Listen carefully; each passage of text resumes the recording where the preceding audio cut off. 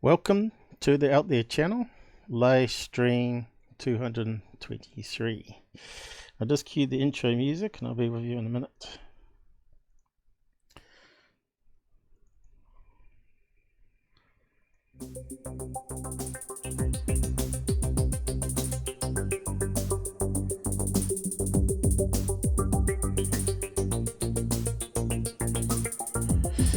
Mr. Earl Grey, we got him coming on Sunday.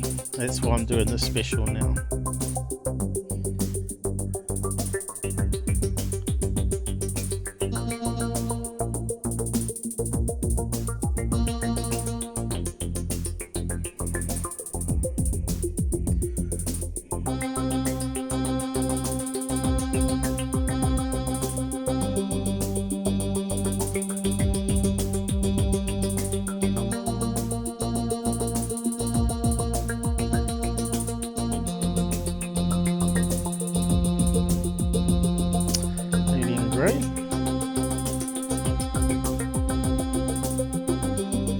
Bing, bing, bing. If you watched the last episode, you know what I mean. Talking about crystal resonance and caves to open up portals to other dimensions.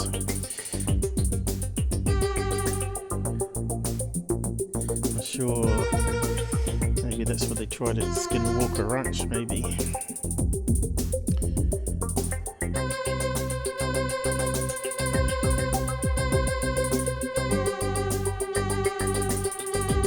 Hello.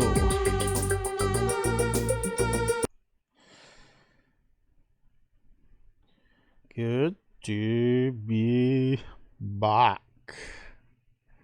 Just try that out again.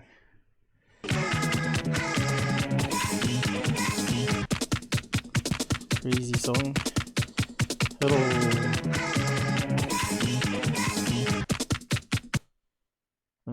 Okay, let's pause that, switch to the screen.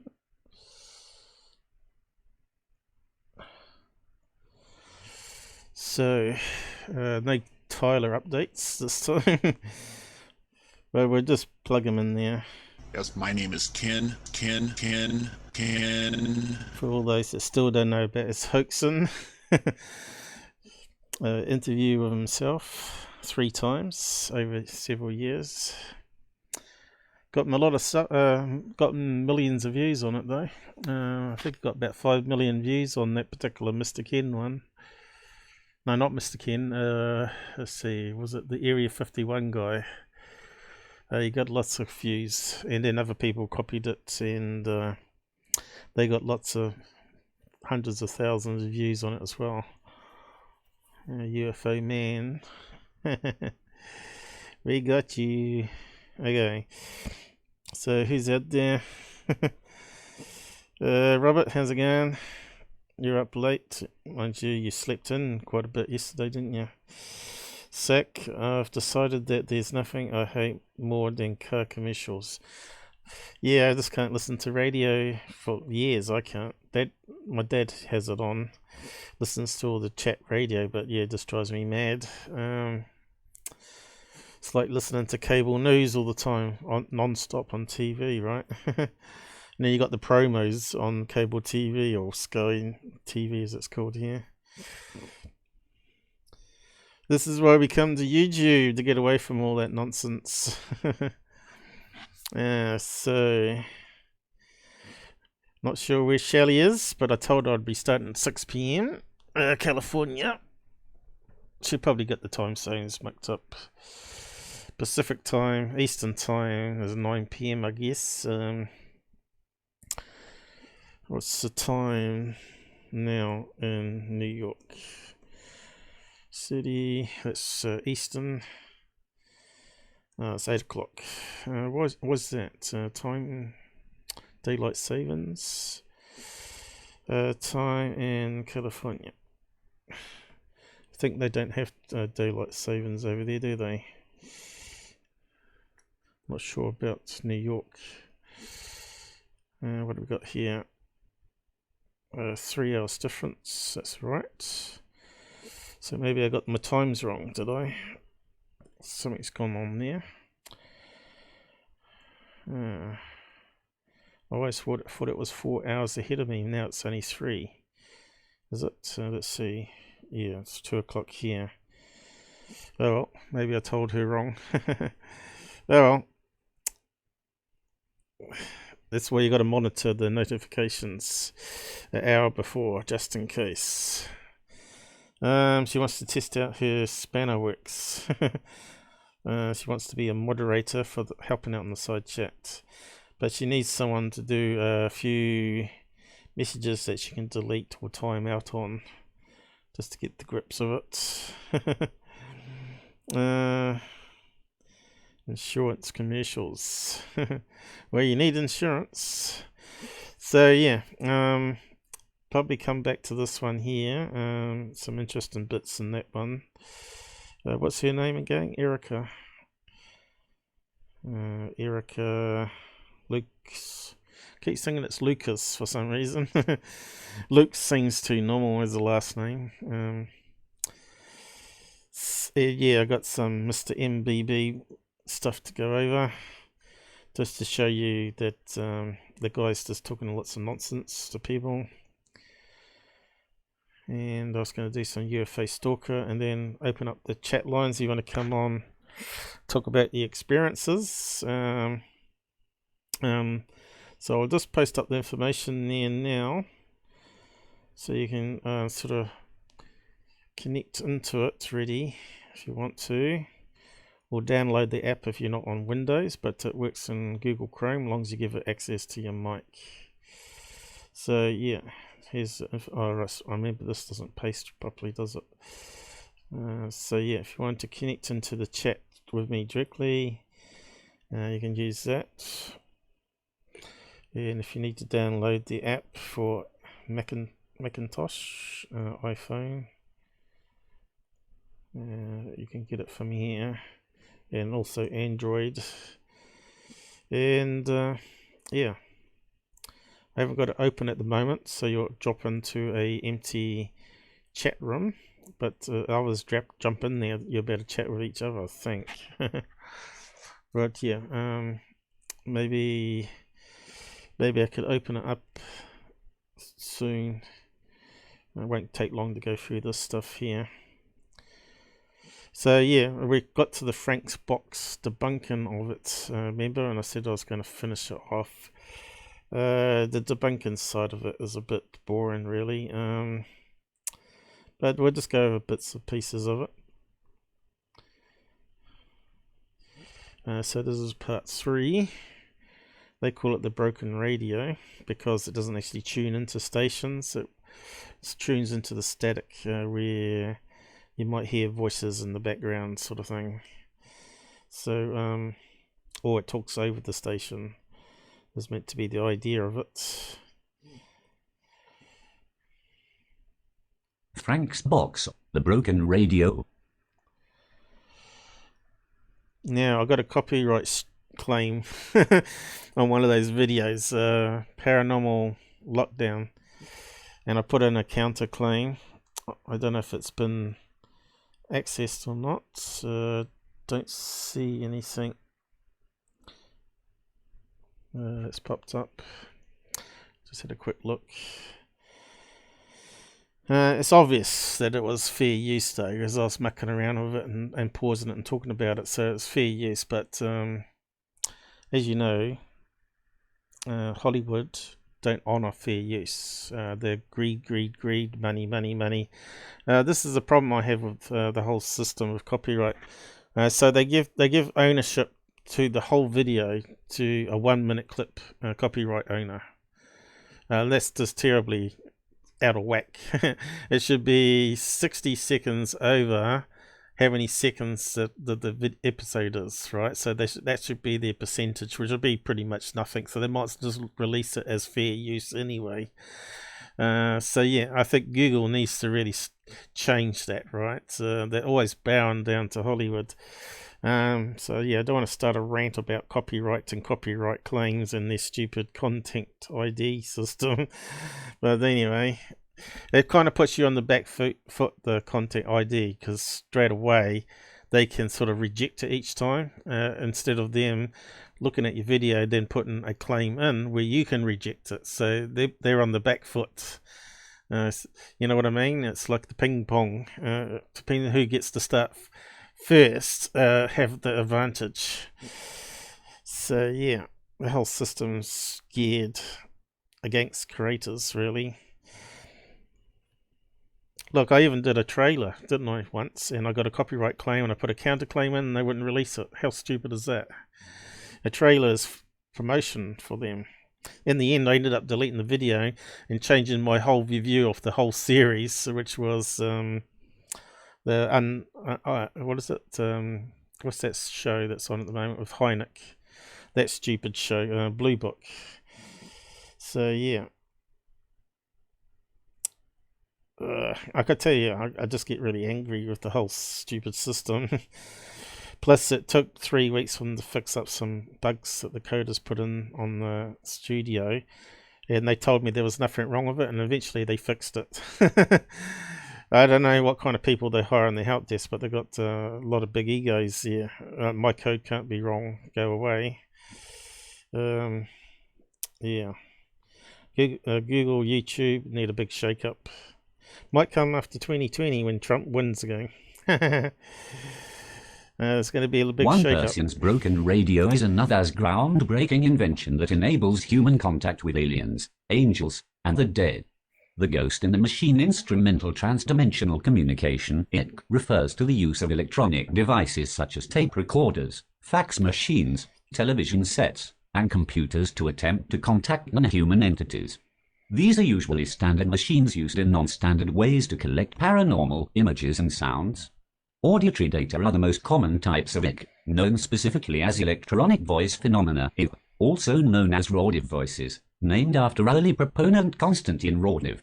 This communication is believed by some to be evidence for the existence of an afterlife. Unlike the machines listed above that are built with more orthodox purposes in mind, the Frank's box is designed specifically to capture it. It was invented by amateur radio enthusiast Frank Simpson, who was inspired by a how-to hobby article about recording it that appeared in the now-defunct Popular Electronics magazine. One upon receiving design instructions from the spirit world and the article, Simpson built a radio receiver that reputedly facilitates real-time communication between the living and the dead, not to mention extraterrestrials, angels, spirits, and assorted entities from other dimensions. The Frank's box device is one of several incarnations. It is also known as the Ghost Box, Jost Box, the Spiricum, the Mini Box, the Telephone to the Dead, or the Shag Hack, according to the design, the manufacturer, and the faction. So I didn't know about all those different names there for it, but we see it now common on paranormal shows, don't we? And they get some interesting results, especially if they're inside like a cave, right, where you can't get normal FM radio or AM radio for that, probably. Because the chemicals in the walls itself, like rare earth elements, somehow shield the radio reception. So if you start getting voices on a radio inside a cave, or even inside a bunker, that's very strange. So yeah, it could be something in it. But yeah, the radio ones are not too keen on, but when they record in dead silence, right, and then you hear this noise over top of what they're talking, there's something differently going on there. They say it's possible that it's picking up outside interference, and it's playing back in the device. Now, the debunkers always seem to have an excuse for it, but there's no explanation for what we saw the other time, where it seemed to be like talking to the people that weren't wearing the headset, that were listening in with the blindfold, so they couldn't see what was going on, couldn't read the lips or anything like that. So it makes it a bit more credible that there's something more going on there. So I've often said that sometimes you just can't prove something just with pure science alone. and understanding of electronics and stuff, because it may be something that sort of triggers a metaphysical effect in the brain, right? Where it sort of, your brain then triggers into a receiver mode, which might explain why mediums are able to maybe pull out information out the air. They might not be talking to the dead as such, but they might be retrieving information stored in the environment, which might be the people's memories, or something that's, you know, in the DNA itself that may be stored that they can access. So they did a experiment with a medium, not sure if you've seen the, was it Long Island medium woman? She had some tests done while she was meant to be channeling, and her brain went into a state that the brain scientists didn't see before. They said activation of the brain areas was unique. So maybe it's something that some people can do, right? Or they can connect into information through the actual brain waves, so to speak. Spooky action at a distance. So let's carry on with what the skeptics here have saying about the ghost box anyway. I think the idea is, it's worth really trying out these different ideas, experiments. Like I always said, why don't they create electronic Ouija boards, you know, the spirit boards, and they could just use it with EM pods and just make up alphabet on there. So that's why it takes away the human component completely. And so if the light slide over letters that spell out words, that means something has to be touching the antenna for it to light up. I'm not sure if you've seen the EM pods, but once you get close enough, even a human hand can trigger it. It will go off and light up. So yeah, technically the spirits are meant to be able to control that to communicate. So that would be a really good experiment. I've actually emailed it out to these various TV shows, but no one's actually taken on the idea to advance research that's really about ratings and and making money, of course. If they really wanted to prove that it's not just faked or gimmick, you got to do these different experiments, different ideas. And of course they're using that stupid what's it called now, with the, is it the Microsoft thing, stickmen thing? What's that called now? I always keep forgetting the name. But they make little stickmen where meant to be where the human limbs are. And of course that's based on it's detecting heat patterns, and it has an algorithm to try and fit the heat to a human body. So even if you get a heat pattern on the wall that kind of match what the software thinks is a human, it will make a stick figure there. And of course when they move the camera, it changes the heat pattern on the wall and it doesn't form the stick man anymore. So you got to be wary of them using that particular device. It could be something there, or it could be not, you know. It's a really hit and miss device because it uses software to interpret heat patterns as a human figure, and that's what it's always looking for. And of course, as you know, heat patterns can make blobs on the wall and bags and beds and form shapes, you know. Excuse me, I got a tickle in the throat for some reason. Hope the sound's alright. How Frank's box works or doesn't work. The Frank's box is a homemade radio frequency receiver. However, this radio isn't designed to find your favorite religious radio station. It's built to be broken. Frank's box Rocky Mountain Paranormal Research Society, 2010. The scan lock mechanism is disabled on this radio. Therefore, the machine continuously scans radio frequencies at a predetermined rate. This is like twisting the knob on a radio backwards and forwards quickly, producing random noise. This sweep method creates an untunable radio of erratic white noise. The rushing sound of unused frequencies is punctuated by mostly unintelligible fragments of speech or music when the scanner momentarily picks up a station. It is Sumption's belief that spirits and other entities from beyond manifest in an echo chamber built into the unit and harness the random signals to create messages intended for the mortal listener. The association transcommunication explains that the Frank's box is like a radio for alien DJs. Radio sweep is a technology that involves rapidly changing the tuning of a radio receiver to produce a soundtrack composed of bits of sound from whatever radio programming is on the air and from whatever radio station is detected by the radio at the time. In theory, the communicating entity somehow arranges for the radio programming of local stations to have the needed sounds, and that the sweep will detect that sound at the right time to produce the desired message. 2. Okay. Why is it not scrolling?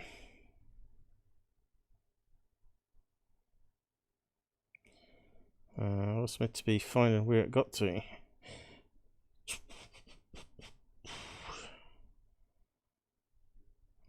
Got down to the bottom, I think. Message 2, yep, there we go.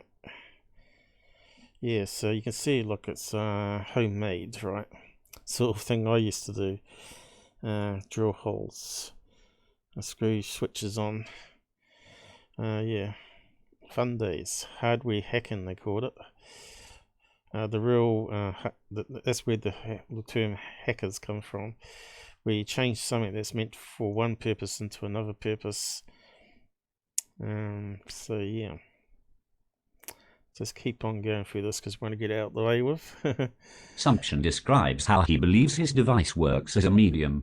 NB, all quotes in this article are unedited. This is simply another method of supplying raw audio that spirits and other entities can use to form voices. Raw audio is a sound source that contains bits of human speech, music and noise, and a convenient source of raw audio is a radio with its tuning swept across the entire band, AM, FM, or shortwave. The sweep can be random, linear, or even done by hand. 3 on his discussion group of PIC. Sumption expands on his belief that the Frank's box channels spirits, not channels. It's been my experience that if one supplies something that the spirit's entities can use to make voices out of, they will speak. That something is called raw audio, and contains bits of speech, music and noise. The entities remodulate this raw audio to form voices. At least I think that's how it works, and who really knows? A swept radio is a convenient source of raw audio, and that is all the ghost box is, and we are spirit as well, hint hint. And it also seems to be a form of quantum communication, allowing instantaneous communication over stellar distances. 4. Quantum. As soon as you put quantum in there, it sounds really cool. Quantum portal, quantum communications.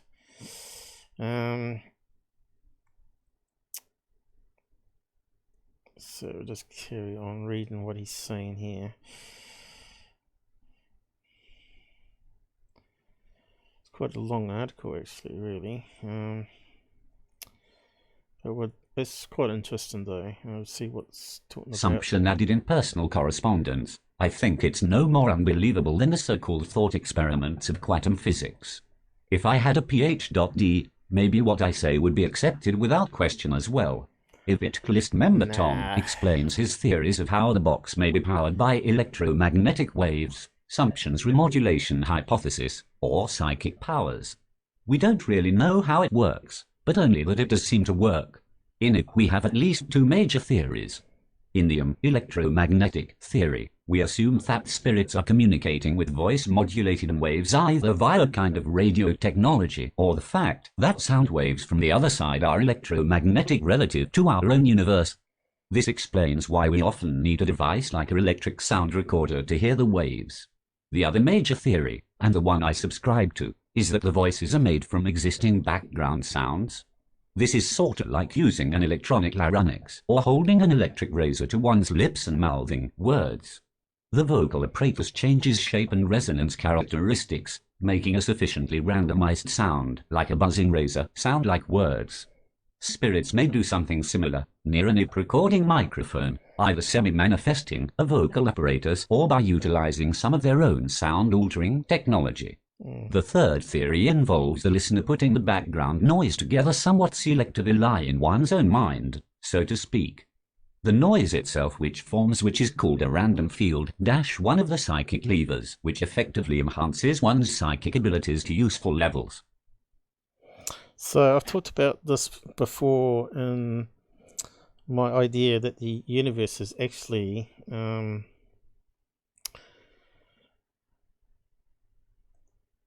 expanding football, so to speak, like this. So like you could go from one right around and back around again, a bit like you can with the Earth.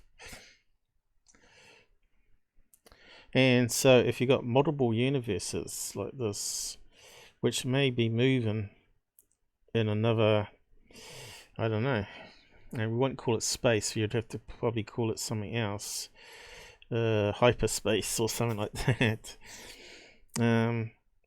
This is where the idea of interdimensional comes in. So if you have a world that collides with another one, or is very close, and starts overlapping, or maybe overlaps completely, or maybe not quite completely, but you start getting places like planets where it passes through and starts causing.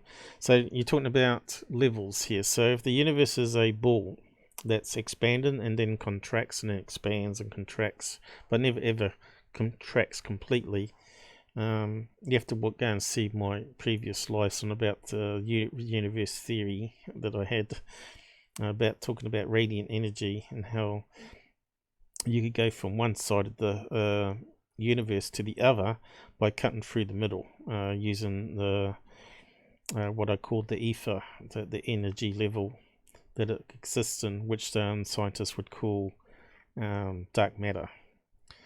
But anyway, gets a bit out there. It involves different thinking. But then, if again you're looking at a universe that's actually got the same planets, maybe the same makeup, maybe they're identical. So if it starts overlapping, almost the same, you might get spots on. Then assume these are planets then inside the universe. In each universe they may overlap, and you might get what they call portals, where there's a breakage in the space fabric, and even though we're existing in the same space, so to speak, and we don't notice each other until at the very certain places in the matrix, so to speak, where it overlaps, which Skinwalker Ranch might be one such location, and Bermuda Triangle, which ain't really a triangle, but there is anomalies down at South America there. They talk about it being magnetic, which could be, because it's magnetic, could change the fabric of space in that point in time. So yeah, all this sort of stuff may be so crazy and out there, and maybe even the government knows about it, that they can't bring it forward because it can't be proven, and they're not too sure about it themselves. But yeah, I'm not sure if you've ever seen that show called Fringe, where he creates a gateway using some sort of energy burst and allows them to pass into the next planet Earth, pretty much, which is in the next multi-universe. So yeah, but this is what they're trying to say here in this ghost box, saying how it might be communicating. So imagine that we got overlapping planets that happen at certain times. It may not be all the time, it might be just certain times of the year, or months, or years even, and it may be even constant. So we don't know. This is the idea of doing research and trying to understand the world we live in. It may not be three-dimensional, might be four-dimensional, so to speak. But yeah, who we got down the side here? I think I saw a message. Did you sort that one out, Robert? There was a one that popped up. Here we go. What was that one? Yeah.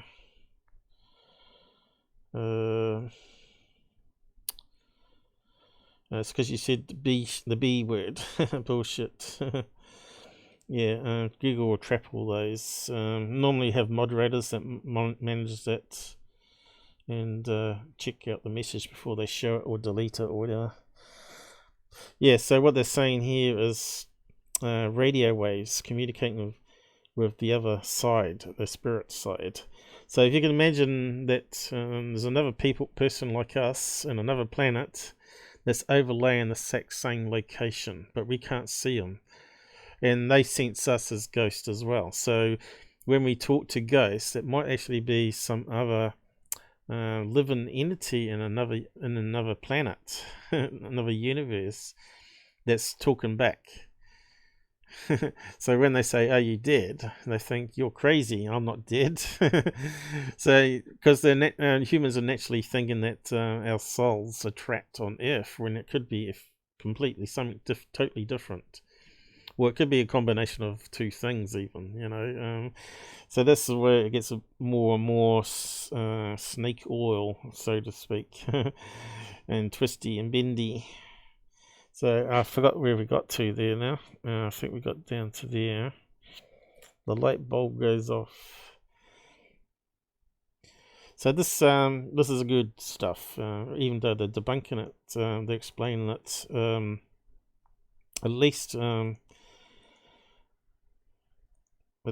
it opens up other ideas, opens up other theories that we can talk about. I'll just get down to there before Edison bit there. Oh, what happened to my counter? The light bulb goes off in a contentious claim popular among the paranormal community. Prolific inventor Thomas Edison is credited as the father of open real-time spirit communication. There is an urban legend that while Edison was inventing the phonograph, the motion picture camera, and the electric light bulb, he was also in the process of creating an apparatus enabling communication with spirits. This belief appears to be traceable to an 1890 interview in which Edison spoke about the fringe idea of communicating with the life units or atoms of the deceased. 5 In an article published in the 1920 issue of Scientific American, Edison speculated about the possibility of building a device that could communicate with the dead, and he was quoted as saying, "If we can evolve an instrument so delicate as to be affected by our personality as it survives in the next life, such an instrument, when made available, ought to record something." 6 There was also gossip that Edison held seances and endorsed the abilities of several psychics. Some believe the talk of spirit machines was a marketing prank. Edison was apparently agnostic, although he lived during the height of the spiritualism movement, when belief in an afterlife and the ability to communicate with the dead were common. However, with over 1,000 patents, he never registered any machine for contacting spirits, and there is no evidence to suggest that he built or was building such a device. Yeah, no reading their thoughts. So yeah, what are these guys talking about here? Yes, we could all be dead, and they could be talking to us. That's right. But really, we're like we're all alive, but we're seeing each other as like apparitions, so to speak, when it breaks through. So just to say, there's a copy of me in another Earth-like planet, which is in a multi-universe. Is going to have the same sort of life, probably goes through the same life patterns, same speech and all that, and may die as well, and people are thinking they're talking to the one that lived in this universe in Earth, but they're actually talking to the other person on the other Earth, which is still alive, if you know what I mean. Maybe they don't die at the same time. Maybe there's like 1,000 years difference, and maybe there's another Earth where it's even older. It may be dinosaur age. So you might even be able to pass through our world into the other world temporarily before it snaps you back in. There must be some sort of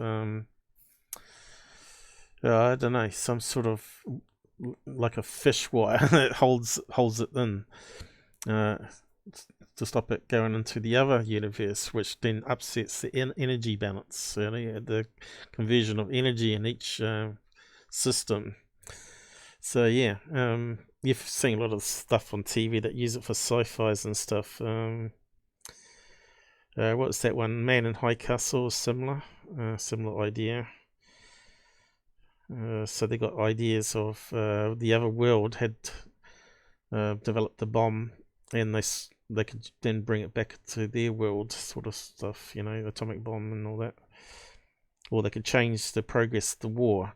They could see what mistakes they made, and they're sort of playing the same program, so to speak, the Matrix. Yeah, I think maybe our life is going to be more out there and crazy than we imagine it. So we don't even know what life's about. We don't even know what the purpose of it all is, what the universe is, where it's come from. So people just relate it to a god. So yeah, it might be that there's multiple universes, and each universe is a god. The universe is God, and it's the energy within it creates life, and then it recycles. Maybe it gets all wiped out and restarts again, and maybe we're the first society that's actually advanced in the whole universe, even though it's billions of years old. Even that could be wrong. The scientists are all guessing, Big Bang and all that sort of stuff. So yeah.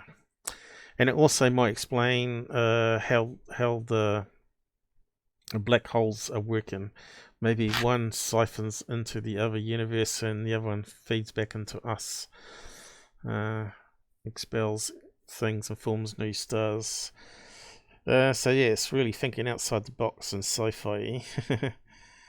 But yeah, it's good stuff. So what did Edison do? So they reckon maybe he admitted that it wasn't really talking to dead, just to do a publicity stunt here. I think it's just a bit. But yeah, he might say that just to save face anyway, right? Because they don't want him listed as a spooky guy or a nut job.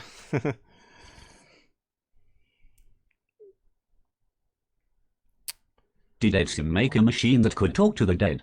This seems to be another tall tale that Edison pulled on a reporter.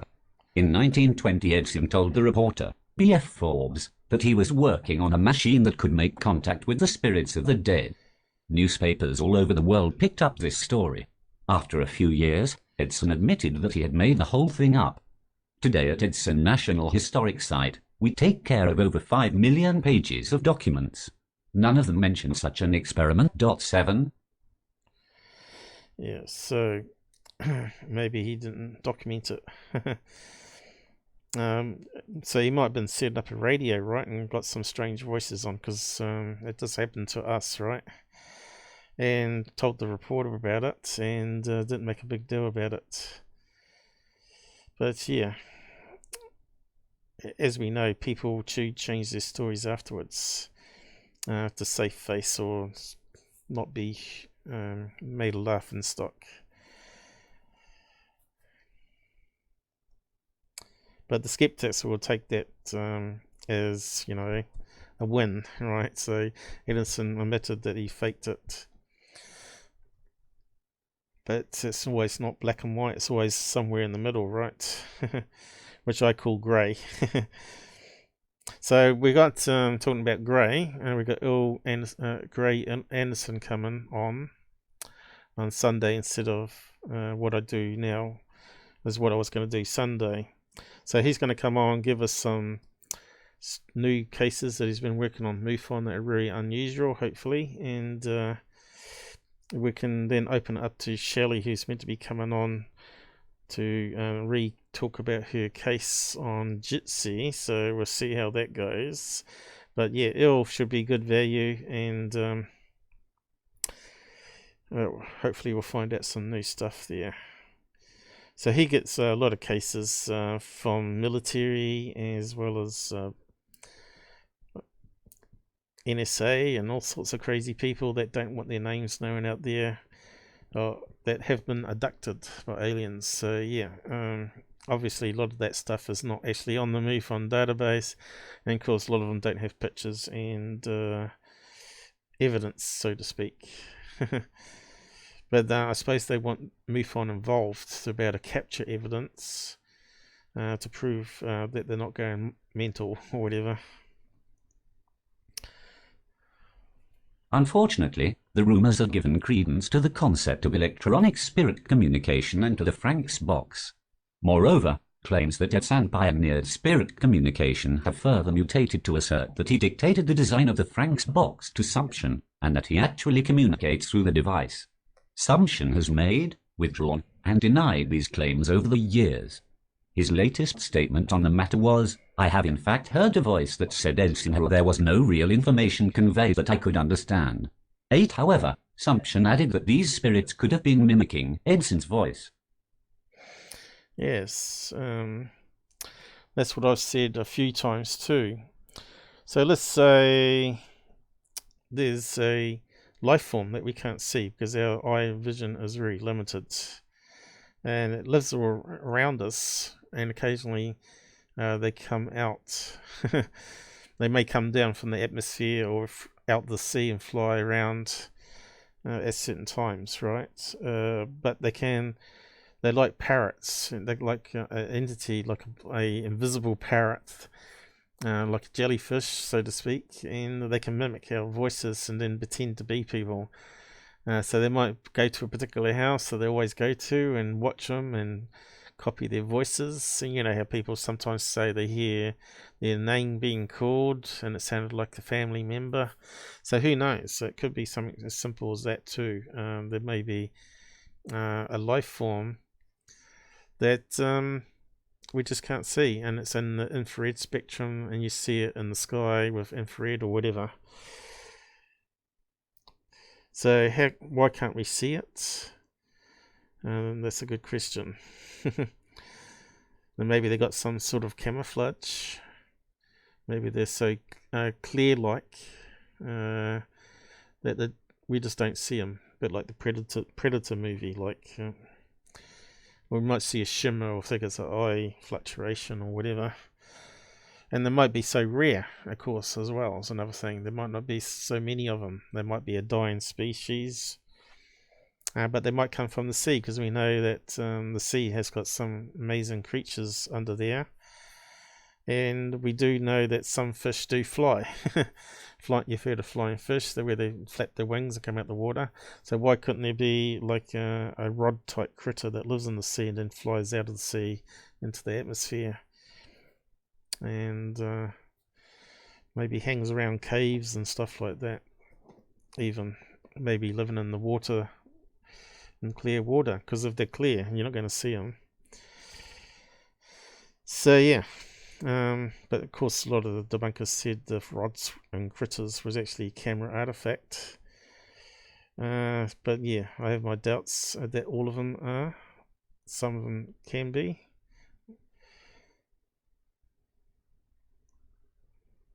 Especially after I saw one without a camera with my own eyes, and it sort of glided over the roof, and I thought, what the hell was that?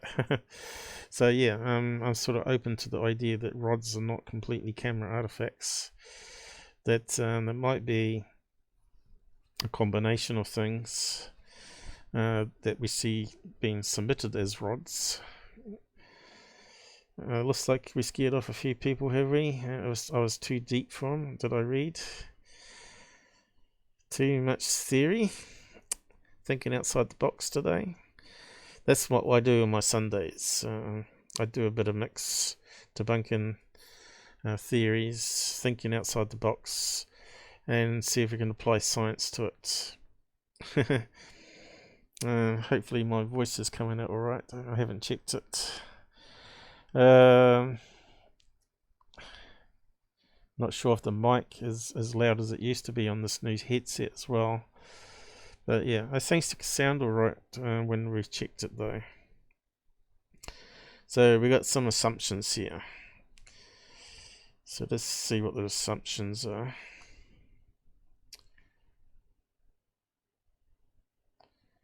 Frank's assumption. Assumption initially emailed me in response to a series of articles I published in which I mention the Frank's box as a tool for collecting it. I make those boxes.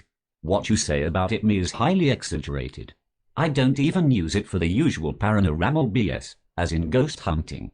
I don't buy the usual Hollywood taps paranormal crap that's mostly urban legend. Skeptic usually just means your mind is made up and no other evidence is required, sought, or wanted. I don't sell this shit. I don't do ghost investigations, and don't believe in hauntings. Something Talks that is not radio broadcasts, often addresses people present by name, and sometimes cusses and swears. He extended an invitation to demonstrate his invention should I ever be in the area. And so, accompanied by Matthew Baxter at the Rocky Mountain Paranormal Research Society, I recently met Sumption in his hometown of Littleton, Colorado. Sumption told us that he is in frequent communication with a number of higher-level spirits via his boxes. These regular contacts include Otto and about 10 women with German names. Because he wears a purple striped shirt and a purple earring, Sumption explained that the guys deem him to be royalty and have dubbed him their Purple Princess. He refers to himself as Purple, the Purple Space Friend, the Purple Princess, and the Purple Alien Girl. Sumption's original email explains, I use the name Purple Alien Girl cause they claim I'm their long-lost Purple Princess from some other planet. The only actual voice I heard in my head was Kiara, it's time to come home, the name of the princess. So that's where it gets tinfoil head stage, doesn't it? The Purple Princess, Alien Princess. Sounds like something you'd hear on a fake YouTube channel, right? Why would they choose the colour purple? Why not the blue chickens? No, I'm just kidding. But you know what I mean. Yeah. Sometimes makes when people talk like that, it makes you a wee bit more skeptical of them. Means that maybe they have some sort of mental issue, or it could be that someone's playing a practical prank on them, a joke on them. Maybe they're sort of transmitting to his radio somehow. You know how you've heard of baby monitors, how they're picking up voices. Someone managed to hack into it. But yeah. But we've seen probably enough on all the different shows out there. I probably watch every one. And there's definitely lots of things happen where it can't be explained. Especially when they've got multiple camera angles of the same event. And they play back the ghost box and clearly you can hear sometimes very clear what they're saying, like F off. So yeah, I suppose if you're like I was saying, like interdimensional, when you're there going to the same house and someone's living in another multi-universe, right, trying to get asleep. So the ghosts that I see have been interacting with, when I'm telling them to F off, it might be ghost hunters in another dimension, right? So it's kind of a wacky idea, but I'm surprised no one's actually done a sci-fi movie like that. But it might actually be true that they think that we're dead and they're trying to communicate with us and annoy us at sleep time. Because maybe that's when it's their witching hour or whatever, who knows? But or it might be where they cross over in the space membrane, so to speak.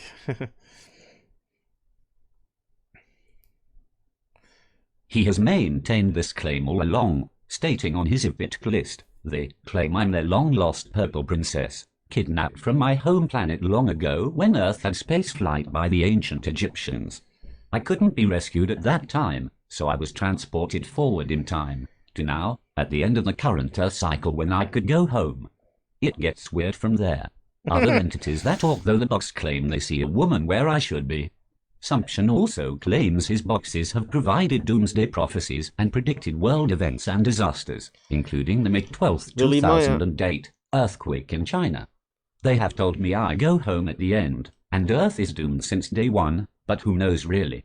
Besides, the main message of his life is forever. I get stuff that seems to be talking about 2012, like they talk about the monster, or giant asteroid or comet that's supposed to hit. They also say Earth goes boom. When the predictions fail, the spirits are to blame for their dishonesty. You can't take this shit like it's written in stone, or some kind of frigging gospel, as most seem prone to do. So far, irregardless of how clear the voice is, or what method is used, the only thing that can be said with certainty is that they consistently lie. You can ask questions of the box, and many get direct and immediate answers, as well as names and other information. I don't ask questions because they always seem to turn deceptive and misleading to me. So he's saying they're tricksters, the ghosts. Which is possible. You've heard about residual ghosts and that sort of play back, and they reckon it's just playing back from stored information in the environment, which is quite interesting. But how would it do that? Because you're creating a photo image of an apparition or mist walking through the house or whatever. So if you watched Ghosts of Morgan City, Ben Hansen was the only person there recording at the time, apparently, and he saw this woman walk through the hallway, and she was transparent, and he went and checked out the house, make sure no one was there.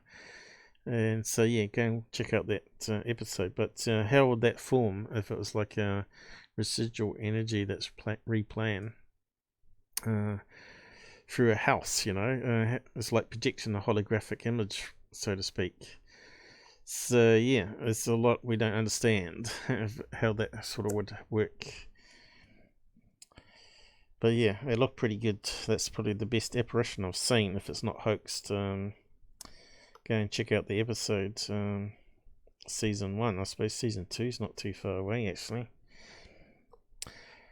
But yeah, he's got like a demonologist and a medium with him. So yeah. They do seem to be picking up on stuff though, like people's names, and then they go and research and they find there was a nurse of that name there at that location, which just kind of makes it more interesting again. So unless they're cheating, there's something more going on.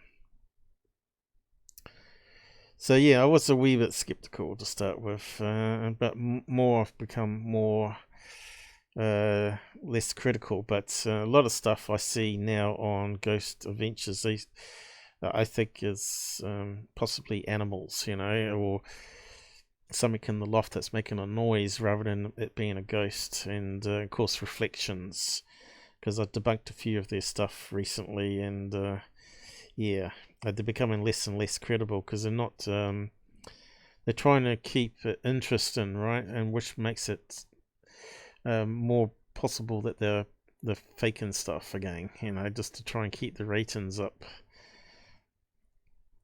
to the early stuff, which was a bit more interesting. But they reckon they were faking the very first one as well, where the brick was thrown. But I'm not too sure on that. They did catch an apparition. Definitely you can see it. I did some enhancement of something that's definitely ghosty walking through, but still it could have been faked, same way that the Cousin Brothers did the live UFO event. There may have been like some sort of plastic sheet that was reflecting the house lights. So they may have done that by casting a shadow of someone walking along and reflecting back through a mirror onto a sheet, which they record. Whether they would go that extreme, I don't know. Whether it was real, I don't know. But Ben Hansen is different because he's meant to be FBI, right? He's meant to be a credible person, religious person, I think, as well. But yeah, go and check it out and see what you think of it. I did a live episode. I got some screen snapshots here before I read that. I'll read that out and look for it, actually. Assumptions followers claim they can assist the deceased victims of catastrophes to cross over. A group of users are trying to contact the victims of the Haiti earthquake that struck January the 12th, 2010. My guy David just came back for a few hours tonight, Bruce. Then he just now left again. Had to go back. Seems they have now over 400,000 coming in, either to the light or going to lower planes. He says they are not all Christian. It's because they have a bit of the voodoo religion mixed in with it, I guess, he says. It's a mix of Christianity and voodoo. 9 Assumptions cronies also claim that the Frank's box can be used for solving crimes, finding missing persons, medical research, and in the diagnosis and treatment of disease. One user reports, I asked about autism and I heard man-made, and when I asked about vaccines being a cause, I heard yes. Vaccines. Speaking of coronavirus, looks like it's now being classed as a pandemic worldwide. You think they'd close down all the airports and make sure it's all contained, especially in China. So yeah, here we go. This one down here called Ghosts and UFOs. I sort of wrote it with an on-screen pen on that one to make it look like it's ghost writing. But you go and check out that one with the apparition. It's quite good. What do I call it? Ghost and Sphere Universe. Oh right, that's also got the Sphere Universe I was talking about with the multi-dimensions. And I will say the first part was over here too. But anyway, Ghosts.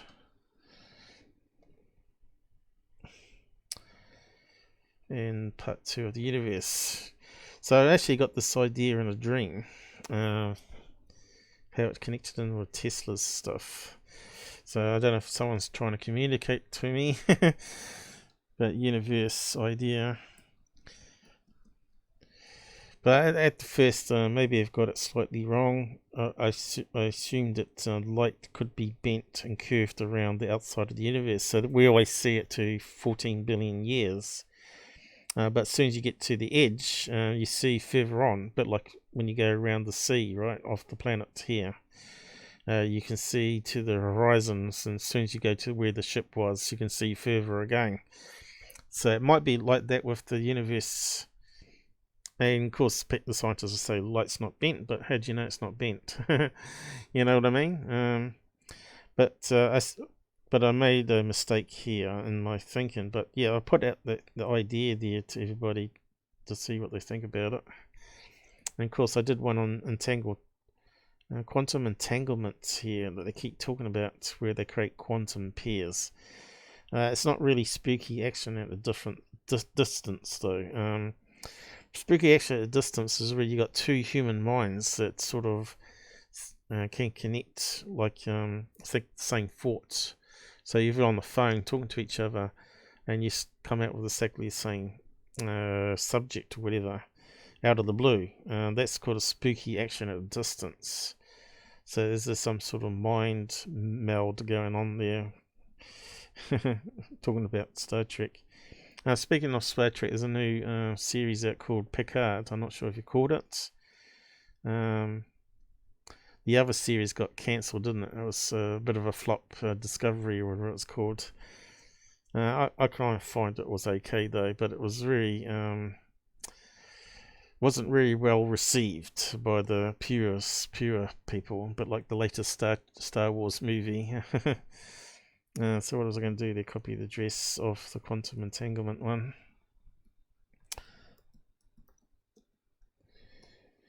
Like I do, I cover lots of different subjects. And debunks, of course. See, there's that one with the alien, so-called alien picture as well. Was I analysed it, tried to find what it could be. Alien pics. So yeah, there's a lot of old stuff there that people should go back and watch, basically. That's why I keep bringing them up, because everything's related to what I cover in the future, right? So if you've been following me for a long time, you start to get the same picture and mindset is what I'm thinking, so to speak. So yeah, so we might just skip some of this. Testing. I'll just read out that thing. So Frank is dead now, but he made about 300 boxes, and he made boxes for people that he thought were credible researchers in the paranormal field. So he'd create a box and give it to him. It'd only be like a couple $100 probably cost. But yeah, some people like the Heller series, they've got a Frank box, and they still think it's gets the most interesting results to the current ghost boxes, they're called as a general term.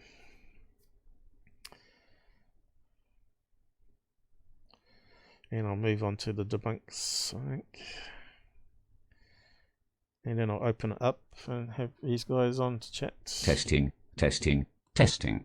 Sumption has a history of loaning Frank's boxes to interested parties to test. These loans have often resulted in bitter battles about ownership and application. Despite Sumption's generosity in making his devices available for research purposes, he is resistant to experimental research and the critical evaluation of his claims. Sumption and his biased believer beta testers are not interested in testing their hypotheses, but in collecting data that is confirmation bias for their beliefs. They also have a suspicion of science and misunderstand the scientific method. In email correspondence, he states, yeah, so yeah, of course I'm skeptical. But over the years, I've become less critical because there is stuff that happens. And of course, you'll find, let's say Mick West has some paranormal event that he can't explain and it keeps happening. I think he's going to change his mindset about paranormal being a load of bunk, right? So yeah, I think really the only way to challenge your beliefs, science beliefs, would be to go to a place like Skinwalker Ranch, right? Or go tag along with other people, like ghost hunters, and actually see and sit there. And if you hear voices and footsteps and stuff, you got to sort of then change your worldview on things, so to speak. But there's probably science behind it. What I'm saying is multiple universes or multiple Earths overlaying each other in different time periods. But they're all identical to us, but they're actually different beings, so to speak. Double gangers. So there's a possibility there, right? And what's it all about? Who knows? If it does exist. And of course, what we see as UFOs could possibly be another Earth that's overlaid. That's in the future, right? So when we get flying cars, they might eventually migrate into these disc-like craft, which can go into space and all that, and get to the space stations and whatnot, and we just see them as UFOs. So there's all sorts of crazy ideas out there which may not be so crazy. And because people talk about time travel, right? And they look like they're going back in time, forward in time, but they actually might be a multi-universe, multi-Earth, so to speak. And they think they've gone back in time. Really, it's a different place completely. You've heard about the Air Force pilots coming back from a practice fighter run or something, and there was a storm or something, electrical storm, and he passed through it, and then he was coming in to land at the base and there was no one there. It was like overgrown, disused, like it was like 200 years in the future. And I'm not too sure what happened after that point. I think he got in the plane, took off again, flew around to go to a different airport, and then he decided to go back, and it was back to normal, like a radio communication and all that sort of stuff with the tower. So yeah, there's a lot of crazy stories out there like that. That which we call Frank's bots by any other name wouldn't work either. So I'll just read out that chunk there. We're getting to the bottom of this one. I knew this one would be a long one because I kept putting it off, right? That which we call a Frank's box by any other name wouldn't work either. After Sumption, Christopher Moon is the biggest advocate of the Frank's box. Moon is a professional paranormal investigator, senior editor of Haunted Times magazine, and founder of Ghost Hunter University. He was once a primary tester of the box, spurring Sumption to remark that Moon was the only person who understood how the device should be used. That is, until Moon turned the box into a business. He permanently borrowed a few Frank's boxes from Assumption, installed the device in a fancy display case, rebranded it the telephone to the dead, and fashioned himself as a necromancer who summons the dead. Haunted Times tells the story as Moon sees it. Is Shelley with us? Or is she still... So it should be 6 PM in California now. So she's probably going to miss out on this one. But anyway, she was meant to come on and practice. Being a mod. So yeah, where's the rest of it?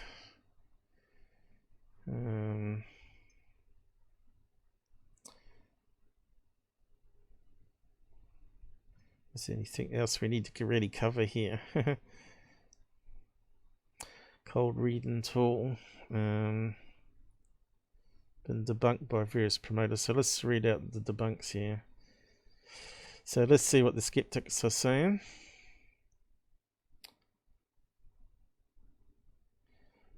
Alright, I'll just get that whole chunk and we're finished with it. See what the skeptics have to say.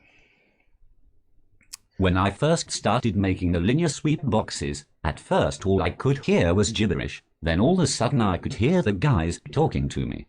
It seems not everyone can hear it, especially just starting out. It takes time to tune in the ear, and maybe develop some intuition. The box is extremely complicated, and talking about it for a mere 2 hours just is not enough time. 2 years would be better. It takes time to develop a feel for the communications. I get very frustrated when I get voices that seem perfectly clear, and no one else can hear it. I don't know the mental mechanisms involved. Maybe a new brain circuit has to be created, or maybe the possibility of the box function has to be allowed. I don't think the skeptic allows this possibility, therefore they are stuck on it doesn't work. The best explanation for this phenomenon is that listeners are experiencing a form of pattern recognition known as apophenia, a kind of audio pareidolia. Shamir prefers the more user-friendly term patternicity, which he explains in this instance as finding meaningful patterns in meaningless noise. The messages are perceptual errors. The Frank's box and similar devices have even been debunked by promoters of it. In a listening test of the mini-box made by Paranormal Systems, the author determines that the radio sweep method for collecting if only produces pareidolia.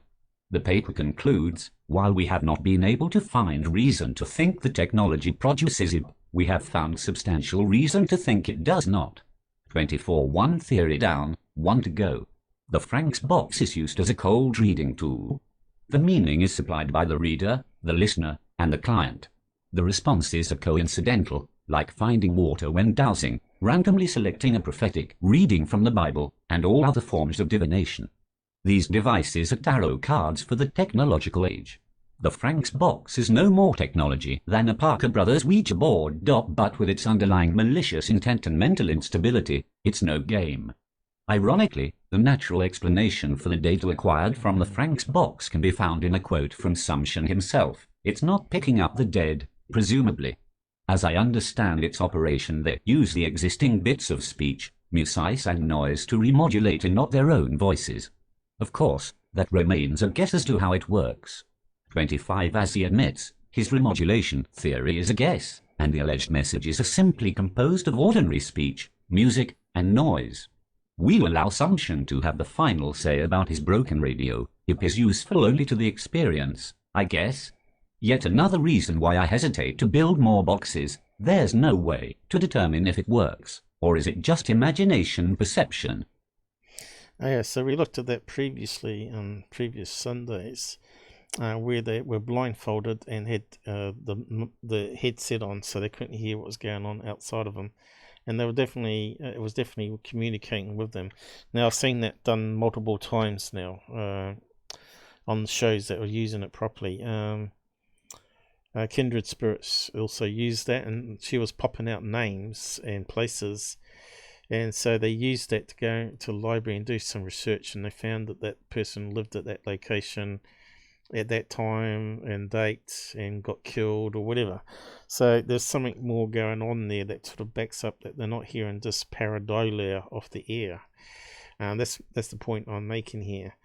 So maybe their debunking methods need to be fine-tuned. then maybe they need to do it with the God thing and actually prove that they're not actually receiving something that's spooky action at a distance, so to speak. So yeah, I'll just finish with that, but I'll post the link anyway. So that was on Frank's Box Part 3. Now we're done with that one. I have done previous ghost hunting technology before, looking at that thing. What's it called? Kinetics or something strange? What's that stickman thing called? It's annoying when you can't think of it. But yeah, I covered it, and the torches going on and off when they ask questions. I've debunked that one too. So yeah, it's in previous live streams. Go and check it out. So let's move on, I guess. Everyone wants to hear about MrMBB, obviously. So yeah, so we got this video of his up here. And just display a bit of it, and then we'll talk about it.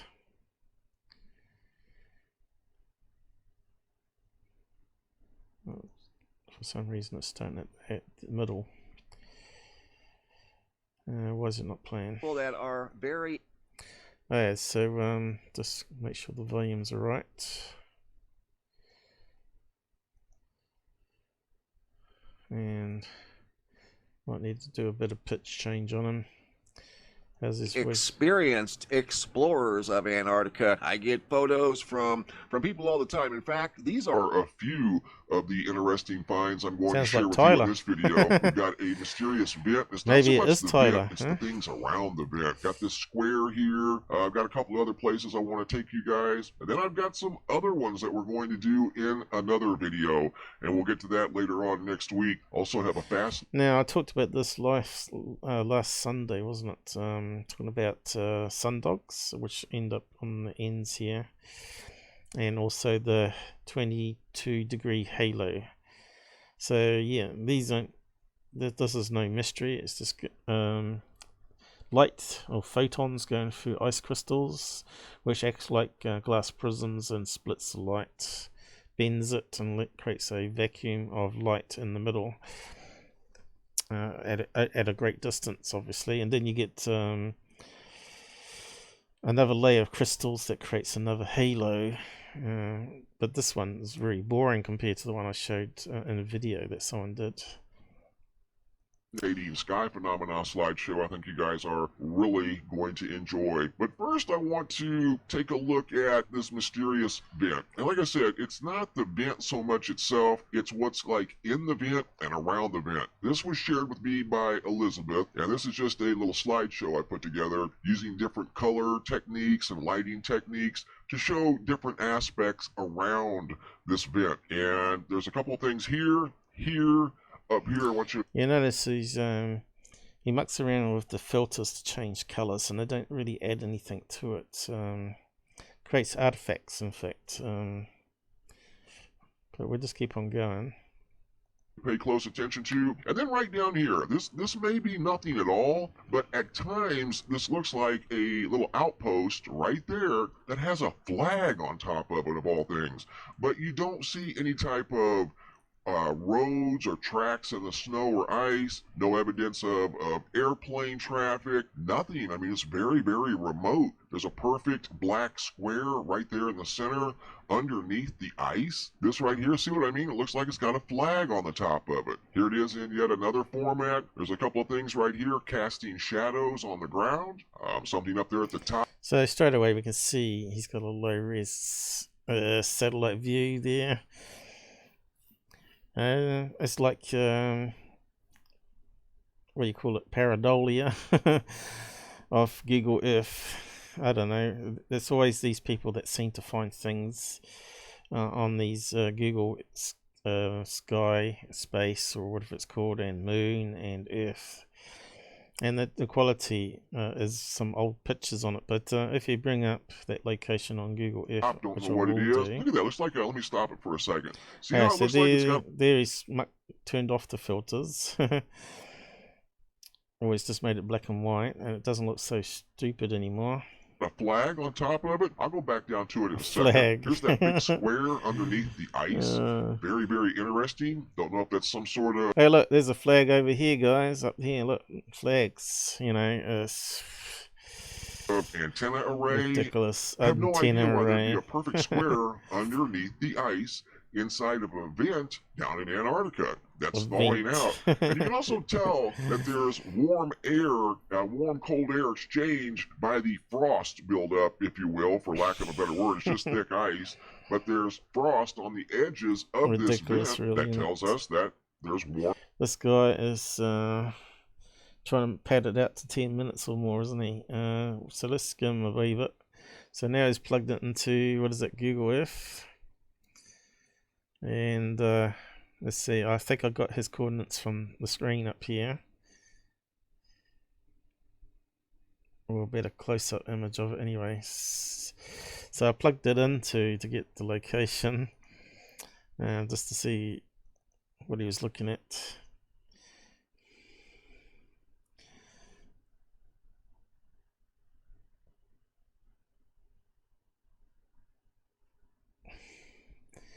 Come on, MSI, you can do it. Always wants to go to New Zealand. We want to go down to the bottom. So what have I got? So little bookmarks here now. So where is it? It should have been here.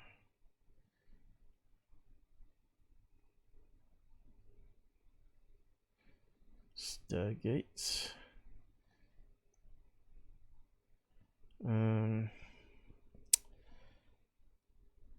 Yes, why can't I see it?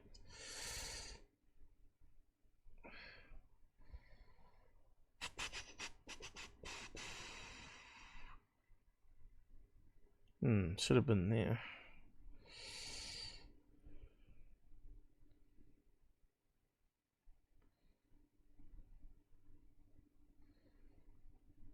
Temporary place, maybe. No. Don't know why it doesn't go to the place that you're last at. That's kind of stupid, isn't it? I suppose it must be an option somewhere. Anyway, he goes down here and comes down this location here somewhere. How do we find my places? What's it doing? Quite weird. Tina.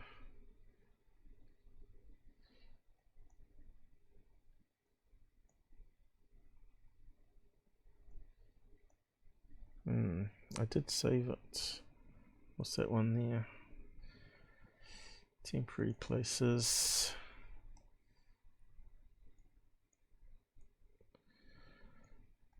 Maybe I've got the history. Placemaker, placemark. I wonder if I hit OK. I must have saved it though. I might have to do away with it in that case. Don't know if I got it in the target. Actually, I might have.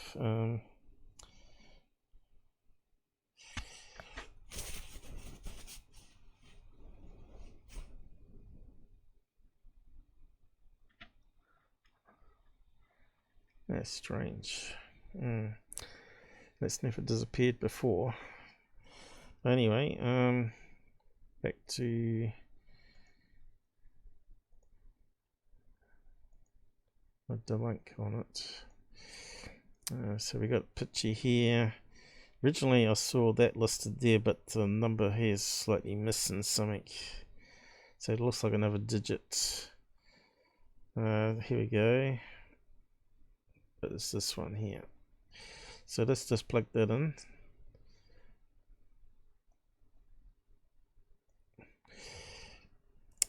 Back to the backup.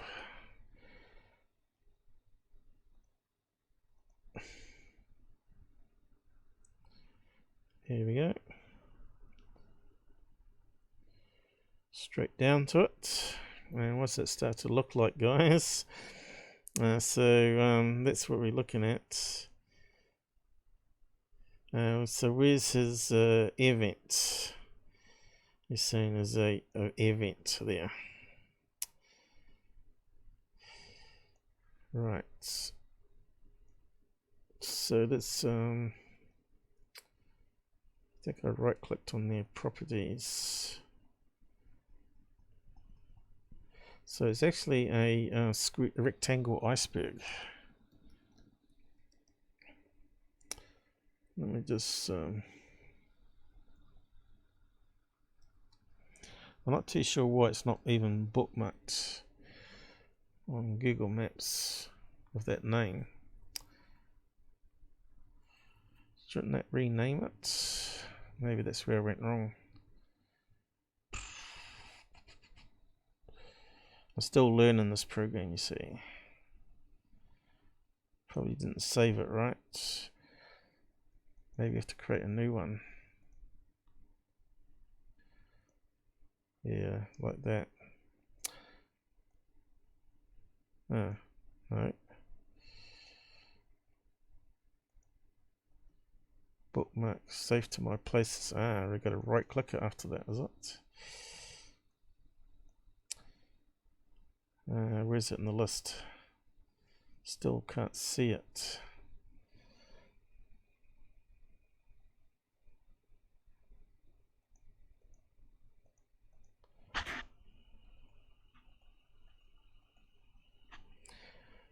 That's strange. Show safe to my places. But why is it not there?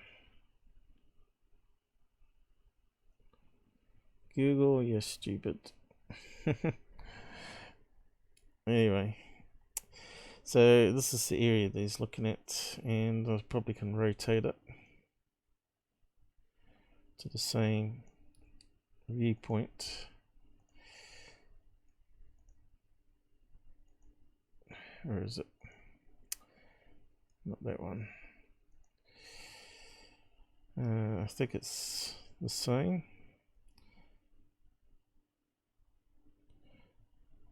But different time of year, obviously.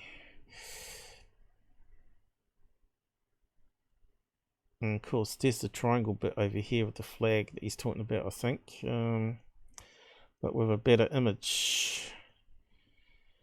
So, which way is he looking at it here? But yeah, it turns out to be one of these square ice blocks. So I'll just go over that in a minute. It has a strange color to it. It's a bit out of focus there too. But you can go, which he didn't do. He didn't actually go into historical images, right? And you can go back in time.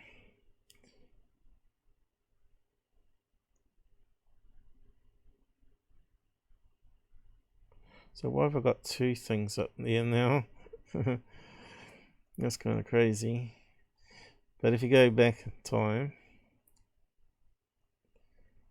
to the very first one, there's not much there. 1984. And then we go to 1985. So it looks like they haven't been taking too many images of that location yet.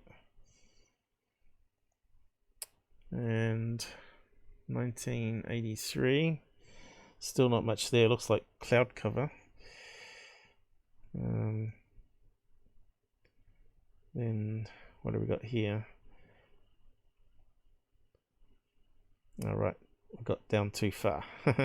So now we can start to see some of the ice being melted. But we can see here there's other square ice blocks and triangle shapes. Is that where the flag is? And that's a little bit that he was talking about sticking out. Is that what he's referring to? I think so. So you can see here it's now melted. But the ice block's still there, the iceberg's still there, casting shadow that direction for the sun. And the other ones may still be around. Oh, here we go, there's the bit with the flag again. So it's just another massive iceberg. So it's amazing how it sort of melts and then reforms again. So that's 1990. So they've got lots of images here off the iceberg, going through the years, different seasons. 12.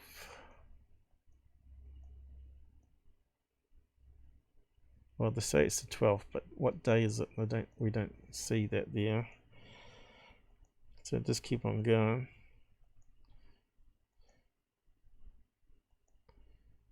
Hopefully the images get better and better. That one's pretty good. Can start to see under the water around there. Obviously there's different layers of ice. Sea ice. There's a triangle iceberg. There's the one with the flag. I suppose that one there, or was it that one? Sort of melted a wee bit. And you can see it changes shape a wee bit too. But yeah, when, as you know, we were talking about crystals, water. They form these sharp edges.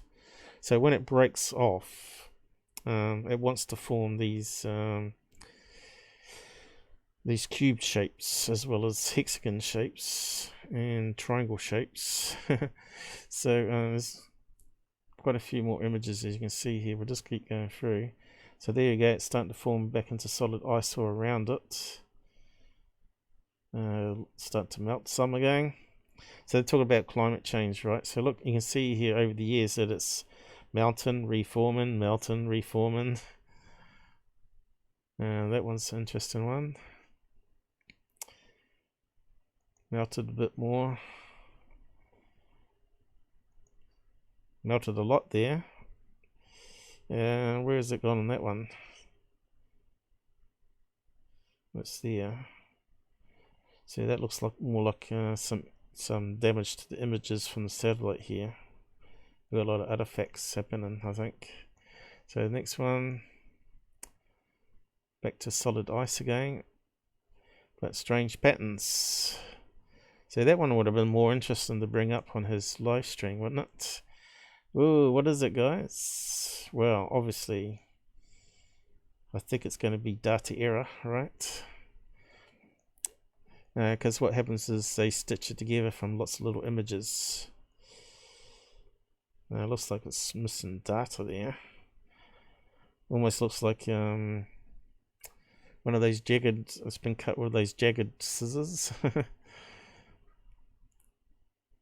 Almost looks like roofs of factories almost. But where's this cube, right? So something obviously gone wrong there.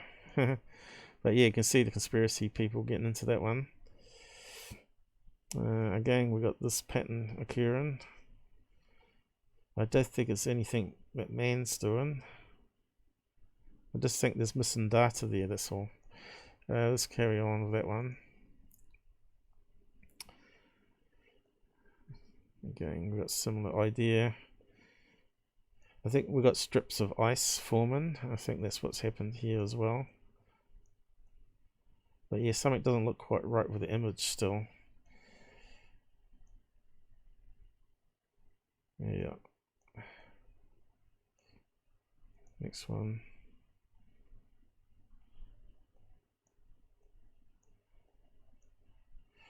Unless it's some sort of weird thing that's happening. It seems to go forever on the picture here. You see this? It goes everywhere. Some experiment we're not being told about. In fact, it could actually be a layer of cloud, couldn't it? Where it creates that... oh, that would be what it is. That just sort of come to my head there. That's a layer of cloud that creates these strange strips. So we're not actually... we're seeing it over top of the ice sheet. So that's why we're not seeing the iceberg, because it's cloud cover. And because it's got wind going that direction over the ice sheet, and we got these straight edges, it forms these weird cloud layers above. hot and cold bands, pretty much. And it gradually fades as it gets further away and breaks up again. That's what it is. It's a cloud layer we're looking at there. Still interesting. But I think there was one there that definitely had some data error as well. A bit of mixture.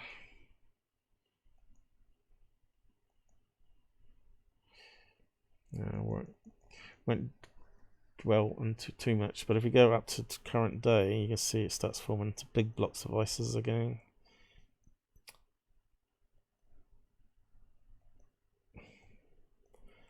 There is where we were. So it's starting to form ice again.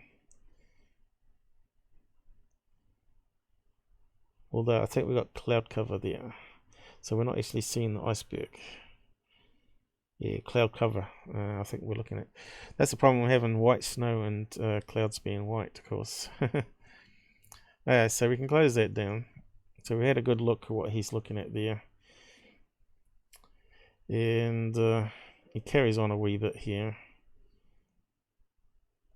Vent will measure the vent from top to bottom, 576 feet long, 340 feet wide. And I don't know how deep it is. Looks rather deep, but I found the square right there interesting. Looks like something there is monitoring this whole area. Don't know why though. That's the mystery. Why would this place here be so interesting opposed to any other place? That looks like the frosty part of the edge of a freezer. If you leave the door open and the cold air and warm air where they meet, it leaves frost on the edge of the freezer. That's what that reminds me of, and that tells us that there's warm air coming out of that location. So that was sent in by Elizabeth. Elizabeth can find the mysterious things down in Antarctica. She has shared several different things with me from this location. I think this one here, here you go. Here's a prime example. Like I was talking about over there at the vent, you can look for tire tracks, airplane tracks. In fact, there's an old airplane right there, and you can see signs of activity. You saw no signs of activity over there by that vent whatsoever. That's just an example of activity right there. So as we know, there's lots of volcanoes down there, so I'll cover that in a minute. So there's a lot of lava tubes down there. So where did you go to that one there? He's calling it a big lava tube hole. But there's helicopter pads, obviously vehicle tire tracks in the snow and on the soil, so you can definitely tell that there's human activity over there. Unlike the vent, you can't tell anything at all. Here's another, what appears to be a vent of some sort. This also was sent in by Elizabeth, and it's right here on the edge of the ice shelf. Look at that. That's huge. In fact, let's measure it. I don't know how big it is, but it looks big. Okay, so we're saying it's a vent, but is it a vent or is it just sea ice that's melted, right? So you got like a lake there, and it's just reflecting black. There's no street view there. It's not like we can send a drone there and say, give us a street view. Perhaps Google should do that. Then we could solve a lot of problems with these satellite images. We want to get right down to a drone view. They could map the whole area properly there. They could do a LiDAR, or whatever it's called, which is like a radar that takes strips away the trees and stuff, and strips away the ice, can actually penetrate the ice and see the rocks below. So that would be quite interesting. I suppose that will happen in the future though. Who would fund it was probably the question there. Maybe if they took some money back off the security team, they might be able to fund it. $1 million. So yeah, what else? So here's this block again. So what's he saying about it? 100 feet wide. That's bigger than I thought. Let's measure it in yards. 613 yards long. That's 6 football fields. Wow, that thing is humongous. So very large, very symmetrical, what looks like a building. There's something over there that looks kind of like a triangle. Could be a random piece of ice. This also could be a random piece of ice, I suppose, with perfect 90-degree angles. Don't know. It's I kind want of... you to do the research, mate. Like I did. I spent 10 minutes researching it. So instead of just using Google Earth, use Google Maps, because sometimes Google Maps has more information than Google Earth does. Now Google Earth has a lot more images, so you can roll back in time, but Maps also has various photographs and things linked to it. So if someone goes there and takes a picture, they can actually pin it on the map and have it updated. So yeah, so I did some research on it, as you can see, and I plugged it into Google Maps and got a screen snapshot here. So that's what it looks like at Google Maps. You can see here it shows you the coastline, which is that there. I can't see any lava tubes. It looks like black, almost black rock there, which of course it's volcanic rock, old ancient volcanic rock. You can see here it's got a semi ice sheet there, and I think that's the block of ice up here, isn't it, on an angle here. So someone's been there and taken a photograph in summer where some of the snow's melted, obviously. Which we saw in the overhead shots, where the ice seems to form and then melts a wee bit. So ice is always forming and melting. Climate change. And what's the next one? Got some other pictures. So I did post it on my Twitter page. Who wants to research it? And in the end I found out. So here we got Google Maps, so I'll just open that up.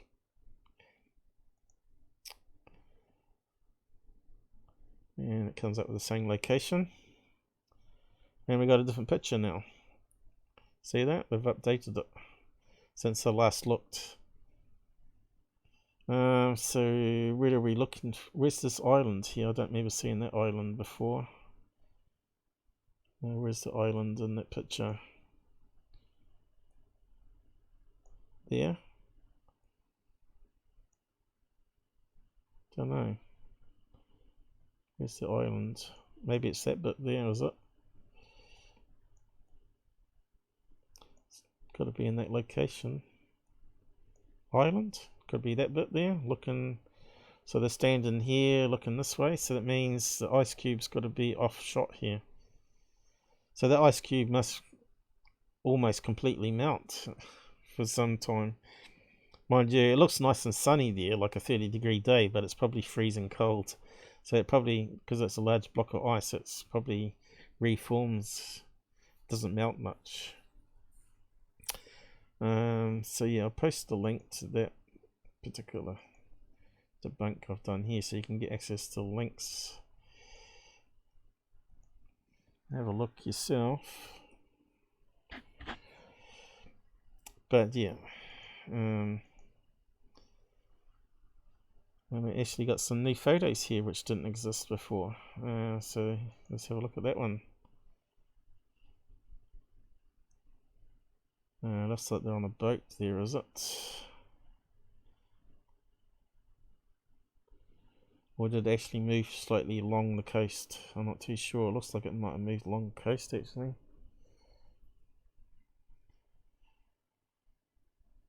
So they're calling it a national park there. So that's probably why there's no buildings or car tracks there, right? There might be maybe a single man with a tent that sometimes goes there to monitor the creatures, but probably there's a settlement there. What's that in the distance here though? Looks like a lighthouse. They built a lighthouse there.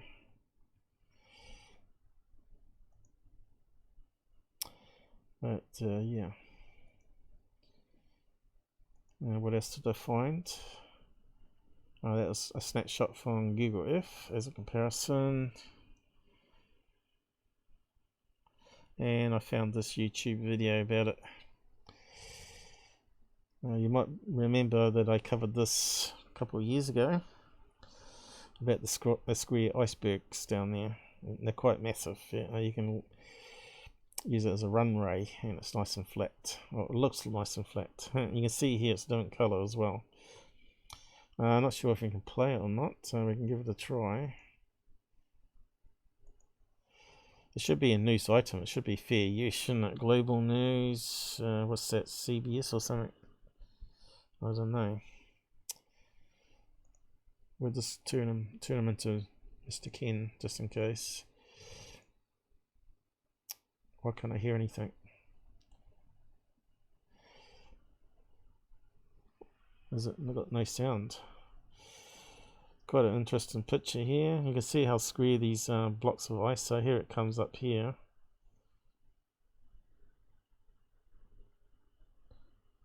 Square blocks doesn't really do much, does it? Video clip.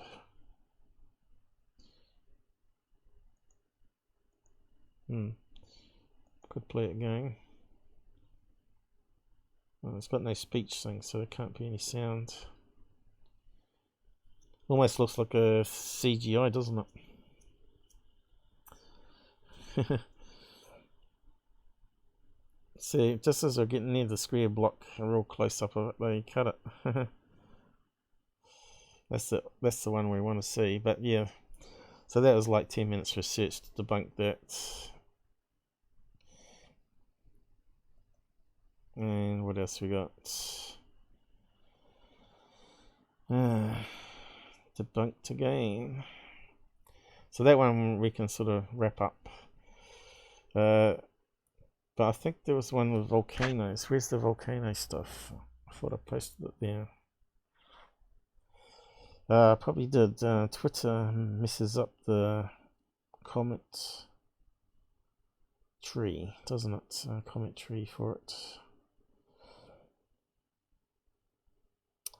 I'm sure I had it posted on it. Volcanoes. 4 comments there, so let's open that one.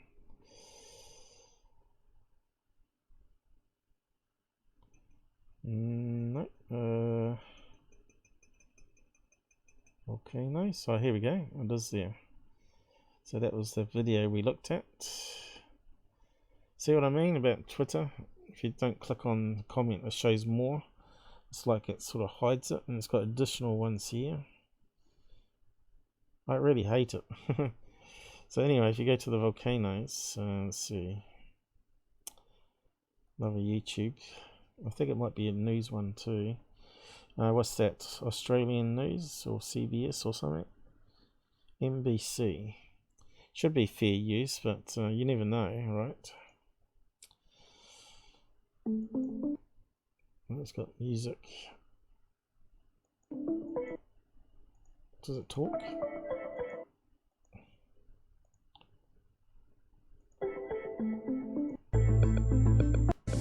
It's music, so let's get rid of it. So scientists have discovered 91 new volcanoes down there.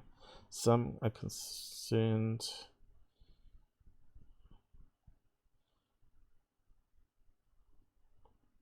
University of Edinburgh recently did a study. Scientists use radar. There you go. 178. I need to pause it. It goes too quick, doesn't it? Cone structures were spotted under the ice, and 138 of them were believed to be volcanoes. So when you talk about triangle underground cities or pyramids, there you go. It's got, and some of them are active, of course. West Africa region, not Africa, West Antarctica. A total previously held by East Africa. So it goes too quick to read it. Flicks up very quick.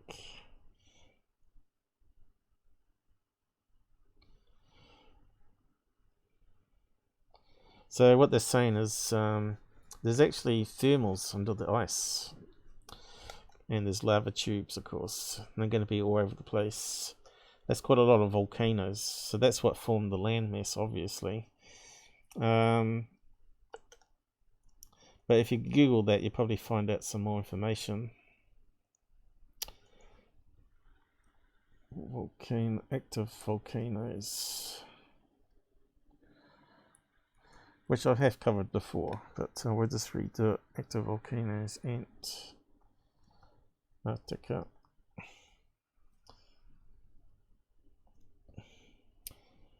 And you can see here Mount Erebus, where the New Zealand plane crashed. So we want the actual number. Only 2 volcanoes in Antarctica are active. There is Mount Erebus, which is roughly due south of New Zealand, and Deception Island, which lies about 850 kilometers southeast. And of course, volcanoes have lava tubes and thermals as well. But I wonder if that's new or old thing. That's way before the new stuff come out, right? That's before they discovered all the other ones. So that's probably out of date information there.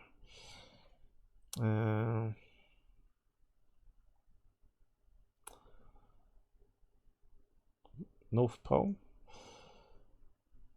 So the North Pole has volcanoes as well. They're everywhere, man. Hot Springs. An abandoned whaling station on a active volcano offers hot springs in Antarctica. When was that published? Does it tell us? What can lava not melt? Short answer is that white lava is hot and not hot enough to melt the rocks on the side of surrounding volcano.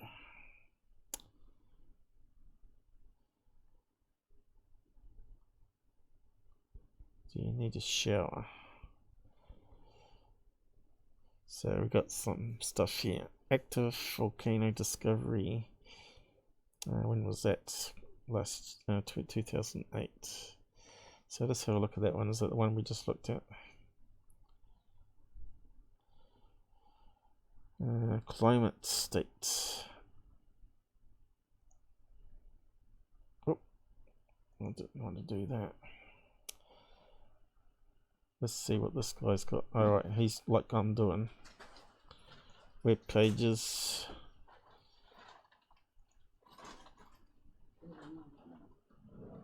You can see how black the rocks are, right? That looks pretty hot. So he's obviously gone through, looked at all the different footage out there, put it together into an episode. If it will play. Stuff you Google. Very black looking rock, right? It's hard to tell from a satellite photograph what is a lava tube, what is black rock. So yeah, MrMBB is talking a lot about BS. So let's move on to the next one anyway.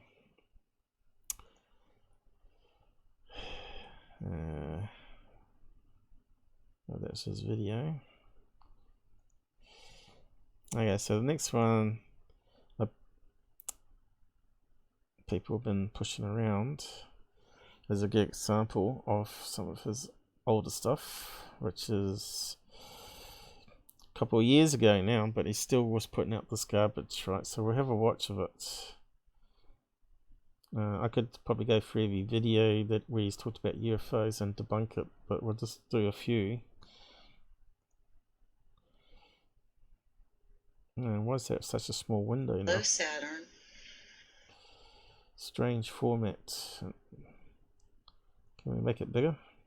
Too big. Yeah, we could try that, I suppose. So let's scroll back a wee bit.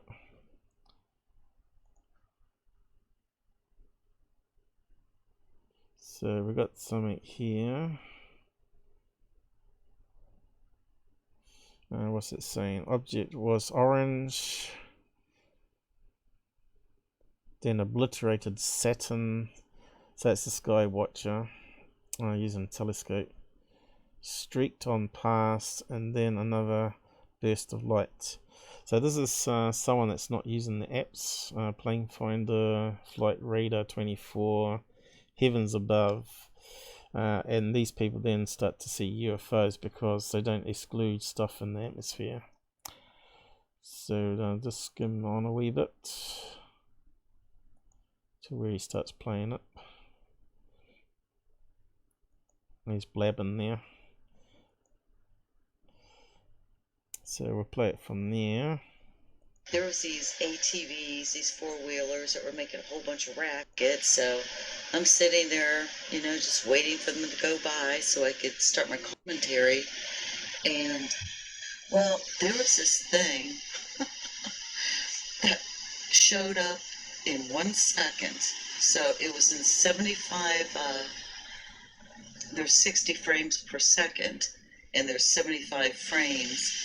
So it was like 1.4 seconds showed up in. And this thing shot up from below Saturn. As it approached Saturn, So can people see what that was? there was a bright orange light to the left of it then. As it streaked past Can you Saturn, see what's it looked going on like there, it was guys? taking Saturn Come on, it out. doesn't take Saturn much of just an IQ to miss this one. kind of got obliterated, and it got further, it got past Saturn, and then there was a big flash of white light after that. It's just really odd as you'll see in all these Very, very odd indeed. This right here, I want to talk about for just a second. When this object, whatever it was, like she said, was in the viewfinder for 1 second. So it was obviously moving very fast. But do you see this round feature at the bottom of this white burst of light? That round feature right there? That's a UFO. That's the object. That's a UFO, man. It went past the field of view of Saturn. Yeah, it went past. This burst of light almost looks like some sort of a portal. Portal. Opens up, and it's no coincidence that it did it as this So let's go to my Dust the Balls images. So if you weren't watching very carefully, you could see it was casting a shadow. So straight away when we see a red light followed by what looks like a green light, what's that tell you straight away? A plane. And this is Saturn over here, so this has been enhanced. So here's his portal up here, which is another strobe light flashing on the plane. Where's the front images? So here we go. What this one doesn't show is the strobe light that's underneath here. So we can't see the red light because it's obviously not being picked up by the camera because it's too small. But obviously the green one is being picked up on the tail fin, a wingtip. So the jet's flying across here. You see the shadow of it casting onto the light behind, where it blocks it out, of course. Creates a silhouette, so to speak.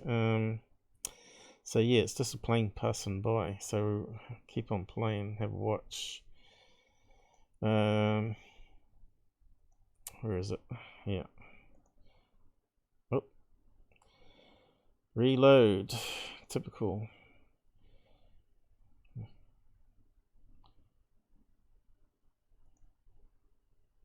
Come on, what's going on today? approached Saturn. No coincidence that it did it as this object went by or made contact with it, and it was just for a brief second. And like I said earlier, if you hadn't have been looking, or if you'd have been looking in this direction, you probably wouldn't have even seen this. I told her she was just in the right place at the right time. She caught something very, very unique. Yeah, she didn't use the She was even telling us that before she turned on her camera in the western sky, high in the western sky, up in here, she saw blue flashes, stationary blue flashes of light. And that takes me back to 2012 and 2013 when I was going through that same experience, seeing red and blue flashes of stationary light in the sky that were very reminiscent of that. The ones that I were seeing didn't have quite the dramatic and it doesn't completely block the light of Saturn. See it in her video. You watch closely in the video. Let's see if he does Light a of zoom out. Saturn. Okay, here's the slow And you got to downs. keep in mind, if this were very close to the So observer, the plane's she would have seen approaching, it, number one. and We it's wouldn't even be cutting out watching some of this the light video here on because the she would have edge. easily dismissed it Then as the wing some sort of passes, so man-made you can see object. the wing. This is far away. So You can see the wing as it passes over. You can see the edge of the wing here with the wingtip light there, right? for it to be far away, that tells us this thing has to be pretty good size. And number three, it's not blocking. So you can actually see the engines on the wing here.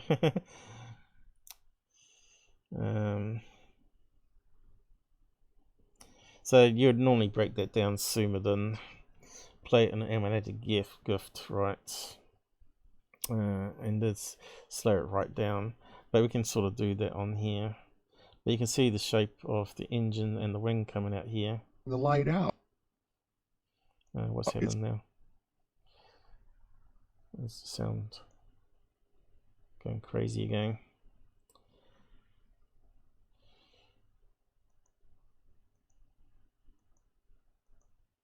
Why is it not playing? Going to look at a video post-teen when I was going through that same experience, I've only got it seeing in one red and speaker at the blue moment. What's flashes of happened? stationary light in the sky. That So it's screwed up, right?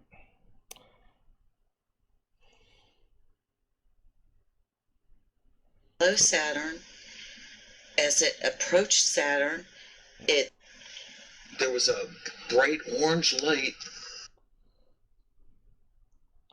So where does he play it really slow? Does he actually do that without talking about it?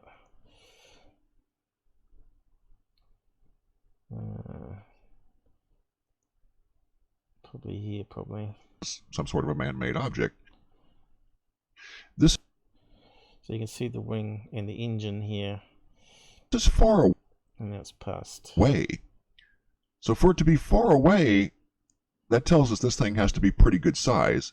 And number three, it's not blocking the light out. It's kind of a transparent sort of a, there's something leading in And of course we got the contrail, the heat inversion, which then distorts the image, which they're talking front about. of this object that we can.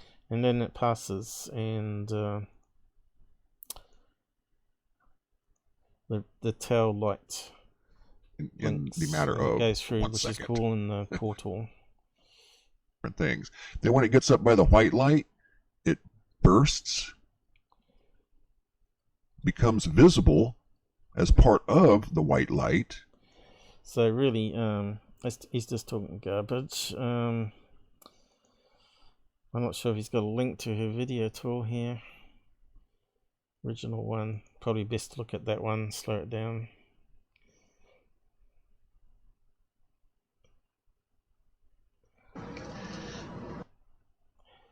So what she listed it as odd object, so she didn't call it UFO, causes a warp distortion. I wonder if anyone said it's a plane. So let's see, MrMBB, may I use your video? Here we go, someone's already told him what it is before him. It's the airplane. You can see the body, wing and tail. Those are lights blinking. Yeah, so there we go. Very cool, but looks like an airplane. Clearly a jet plane. Plane. Was no one told her to use the apps? Just hold up to the sky and I would told her, probably. Or just look at the app afterwards and just see if there was any flight path. Just a plane. Here we go. 2 years ago. Keeps on going. Plane. Aeroplane. So no one got fooled about that being a UFO one. So why is it even up on his channel? He should just delete it, right? It's been... But no, looks like he showed up after. We haven't got the exact time, but obviously it came way after. He's got 125 likes. It wouldn't be so bad if he actually said it was a jet, passenger jet, you know. But why spend 20 minutes talking about it? I love your channel. Can I use your video? Oh, thanks. I appreciate the kind words. I was looking forward to your analysis. Okay. What view and instrument were you using? Clearly, yeah, P900.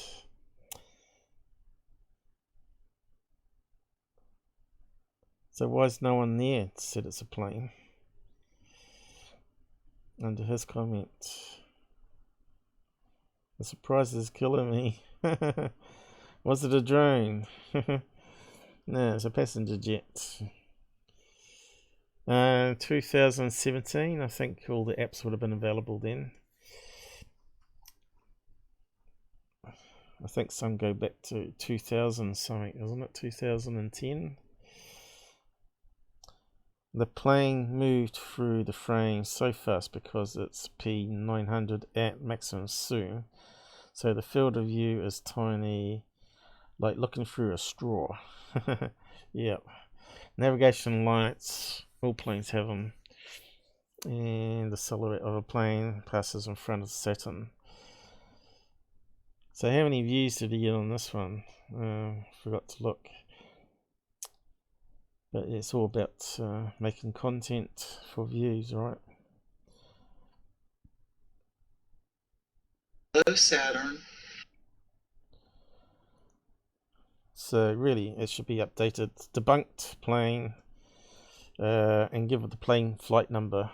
I probably could go back and look at that, but I've only the databases only goes back a year. We used to be able to do it on Plane Finder, but they restricted it also to a year instead of going back to the beginning of the database, which makes it useless. And they said they weren't going to release it or open it up again, which is a bit of a shame because we could find the actual plane number on this one if we got the date and time and all that sort of stuff. So yeah, got quite a few views on it. 71,000. 3 ads on that would have made a couple $100 on it, US. So yeah, just for rubbish like that, and he made it 12 minutes. So did he just talk about that one entirely? I think he has. Saturn, still talking about it. It's all on just that one video, right? Which is just like a 5-minute video. But anyway, that's what I'll do of his. I'll give you the link to my Twitter thing here. But we could look at more and more of his and probably have a laugh at his analysis. But yeah, once you got one wrong and people have pointed it out to you, why not just use a proper title? Makes it more honest then, doesn't it?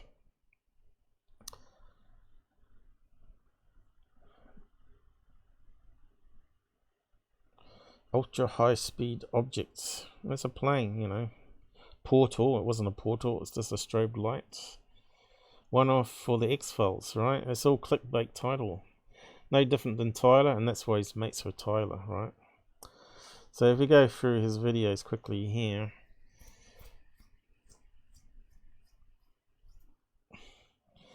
Apparently he started off credible. He used to report on meteorites. I hate when autoplays rubbish like that. He used to report on weather things, you know, meteorite storms and stuff, I believe. Stuff on the news, yeah, fire in the sky, right? But then he started adding in UFOs. Because, and earthquakes, of course.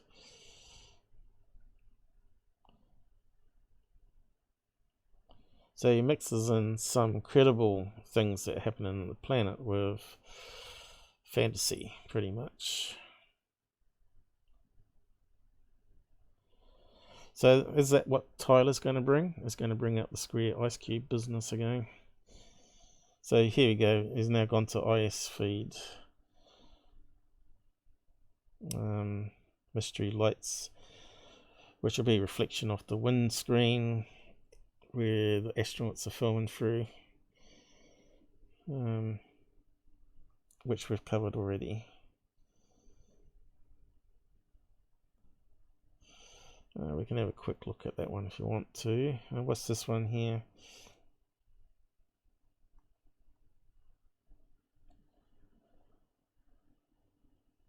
Freak weather, you know, that's the sort of thing he used to do. Something really strange showed up on Google Earth. Well, obviously, it's going to be stitching errors or missing data, right? So let's have a quick look at that one.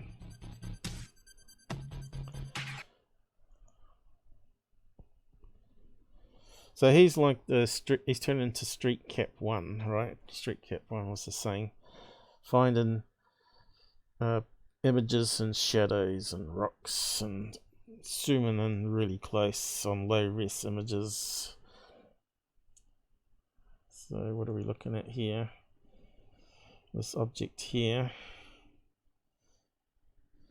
So what are we looking at? I don't know. Is it missing data?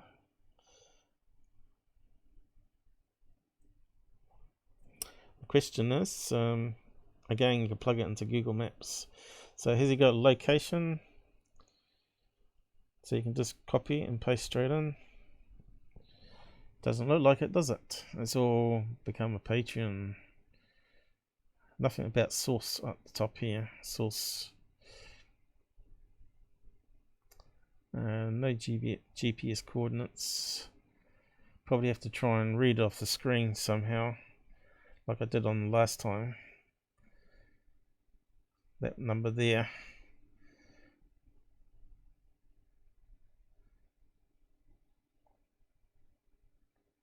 And looks like something missing there though. Just clip the edge, I think, yeah. So where is it exactly? I don't know. That kind of looks like shadow play there, doesn't it?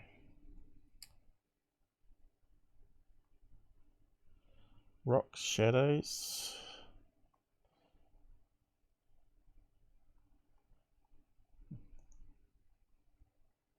What are we looking at there? Looks like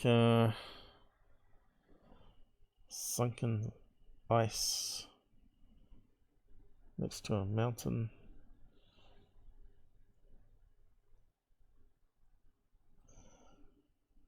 Is that missing data there though? Kind of looks like it because it's all black, right? No, I think it might be a frozen lake, right? And we got some melted parts here. That's my gut feeling on this one. Having a closer look there now. You can see it looks like an ice sheet, right? That's sort of partially melted. See that there? And you can see it's got some tones, different colors, and it's not totally black. And looks like maybe a lava vent there, hot steam coming out. That's probably why it's melted, right? It's melted some of the ice sheet because it's hot water coming out there. Totally explained, right? Yeah, so I debunked that one. It's the first time I've ever looked at that one. So yeah. So what else we got?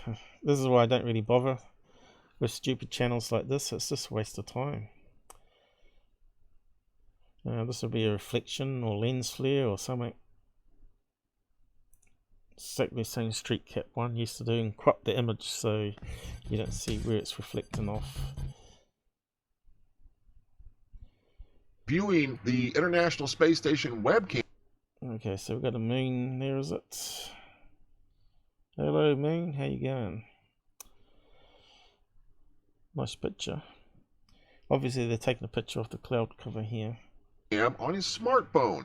I've seen many anomalies on these webcams. I've never seen one quite like this, and we're going to take a closer look at that anomaly. In fact, We're going to start with that one here, and then we're going to go to Texas and then to South Carolina. Starting off here with a picture of what appears to be a moon or something that looks like a moon.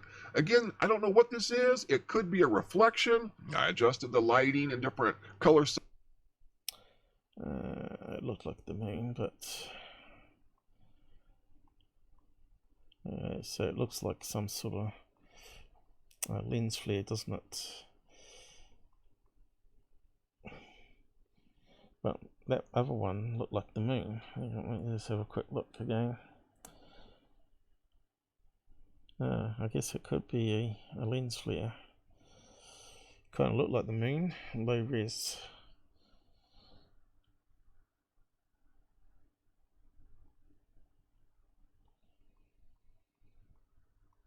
Don't it kind of looks like the moon, doesn't it?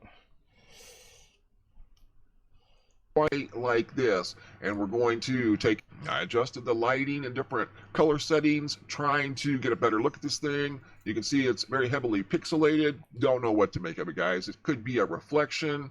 Maybe it's the moon of Jupiter. See the rings around it? Look at that. I mean, it's very heavily pixelated again, video. He's just talking a little nonsense because he doesn't know himself, right? So they're taking some photographs through the space station window, and obviously we've got reflections of various things. So he's turning it into a UFO or whatever, mothership. That's why I prefer to have a video, because as they turn the camera you can see that the lens flare happening, reflection bending. See, again, that looks like inside light reflecting off the window they're filming through. Maybe someone with a flash.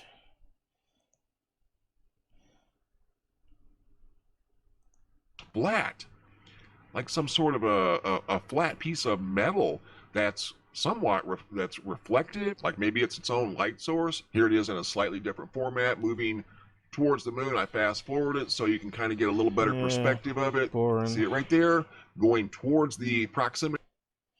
Give us some real UFO footage, you know, silvercraft. Something that hovers and then shoots off vertically at hypersonic speeds, right? So whatever silly ones we got. Anyway, we should probably get onto MUFON stuff and open up the side chat. So who wants to join us and have us talk about some stuff? Anything you want to talk about? I'll open up this. You can talk about Tyler. You can talk about MrMBB if you want. You can help debunk some stuff. You may want to. So it looks like no one's there. Free for all is now open. So the link I posted earlier, I'll post it again. Now people keep saying they want to come on and talk, and they never do. So who's out there?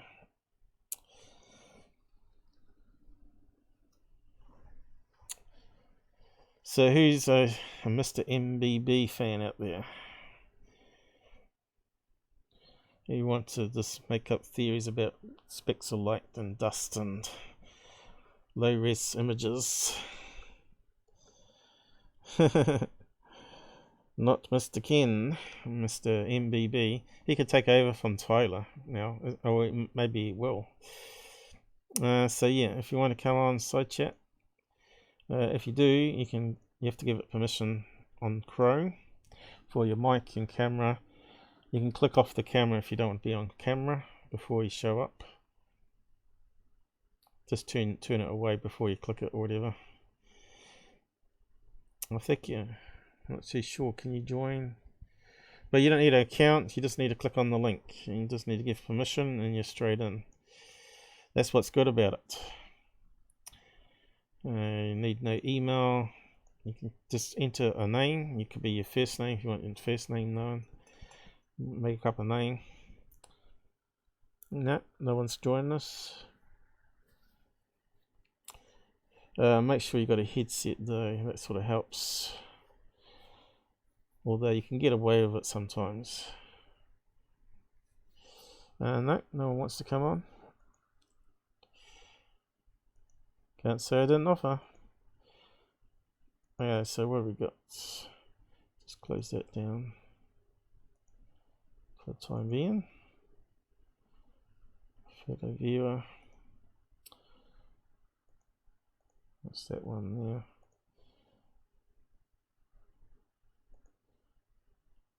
I thought there might have been some of you waiting there for me because I posted it earlier.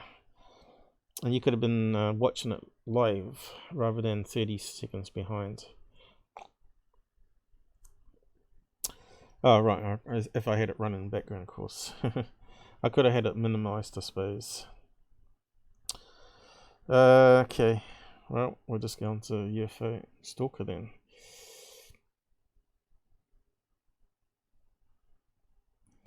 So no doubt I'm not finished with MrMBB. It's going to be more junk that he's going to put up as UFOs. But very interesting thing here from Erica that I'll just play first. And if you want to come on and talk about it. You out there, Rob, still? Why don't you just jump on Free for All one if you want to talk about MUFON. But I'll just play a clip here. And it's probably gone to bed.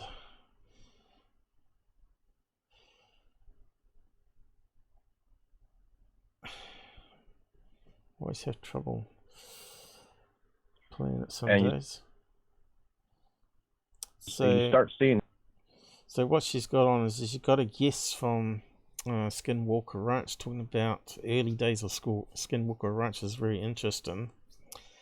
I'll post the link in the side chat so you can watch it later fully if you got another 2 hours spare.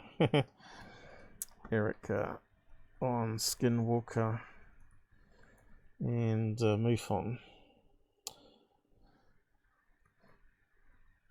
Now she used to be with MUFON and left disgruntled, and this other guest she's got on was also I'm not sure if he got sacked or what, but what's his name, Phil Leach, he left MUFON as well, but he's talking about UFO cases going missing. So I talked to Earl about this, and he reckons as far as he knows none of theirs go missing. So whether it's per state, certain states where they might have someone that's deleting stuff so they don't get to see it, I don't know. It's possible because they have a lot of ex-CIA people, don't they, working inside MUFON, which could be moles, right? Double agents. So I'll just play a little clip of it here. A few inconsistencies. I can't say there's hundreds of them, okay? But I do know that a couple of my people that was on my case review team, I had numerous people on there that work for me. They, one time the guy called me up and he said, hey, he said, there's a case just come in. And for him to say this was, he had to be doing some, because this guy's hard to please. He said, most compelling UFO video I've ever seen. I logged in real quick. Guess what? It's gone. I got a hold of Jan, and he told me he's going to get a hold of somebody else, and it might be gone, but it's never really, really gone. And guess what? To this day, that case was gone and never come back. And we questioned that and did not get an answer for that. So does it happen? It does happen. It happened right in front of me, a few times. Not a lot, but a few times. It's easy to do this. This isn't hard. FCMS administrators, these are people that look at incoming cases, and they take the ones out with cuss words and bad pictures and stuff like that. And as long as they're under orders to do certain things or keywords or photos or something, it wouldn't be hard to do. I don't think they're doing that. I'm not accusing them of doing that. But it would not be hard to do at all. So cases could be filtered into the SAT team or, one of these special teams that's just going to take a look at the extraordinary cases that come through MUFON, because there isn't a lot of extraordinary cases that come through MUFON. Unfortunately, there isn't. There's not. You know, 1 out of 100 might be interesting. Well, and it would be interesting to know the statistics of the number of reports that MUFON generated 10 years ago as they are today. So that's what we're finding when we go through UFO stalkers. They're pretty mundane stuff. They can explain, and you can use the apps to narrow it down, like International Space Station we looked at last time, and Plane Finder for the one cigar UFO one. So yeah, like I said, it's like 1 in 100 that might be interesting, and of course there may not be any video footage. It might be a multiple eyewitness account or whatever, but yeah, it's an interesting show, and he says that MUFON after 50 years should be able to do better. So normally when you set up a database, you can actually track changes to it, so you can always see the revision. You know how some things say it's edited, and you can click on it and actually see what it was before it got edited, and the reason, which might be typo or missed out some information. They might edit it, put it back in, or the wrong phone number, transposed number, whatever. So you should be able to do that with YouTube too. You know how some people will post a comment and then go back and edit it and change the meaning of the message to try and get around spam filtering, I guess, and other things. Censorship, people deleting comments or whatever. But yeah, just have a quick listen to some bits in this, but it's best to go and listen to it all. Which I'm sure has dropped drastically. Oh, it has. TV plays a lot to do with that. Well, it was one of the holidays, and we was monitoring cases for case review team, and it was Christmas Day. And I told my team, I said, I'll cover the entire day. You guys enjoy Christmas. Don't even open it up, CMS, and look at it. I got it. Normally, I think we was averaging 20 to 25 cases that would come in per day. On Christmas Day, they played a whole bunch of UFO-related shows on TV. I got like 70 reports. Worked me to death that day. So TV plays a lot into how many reports you get. But the caseload's got to be down now. This way I understand it. They'll tell you different, but they'll holler they got 6,000 to 8,000 cases per year. Cases have been down. I've spoken with too many investigators, say they used to do cases all the time, and they're lucky to get 1 or 2 every 2-3 months now. So that's not even mentioned of God knows how many states there's nobody even in.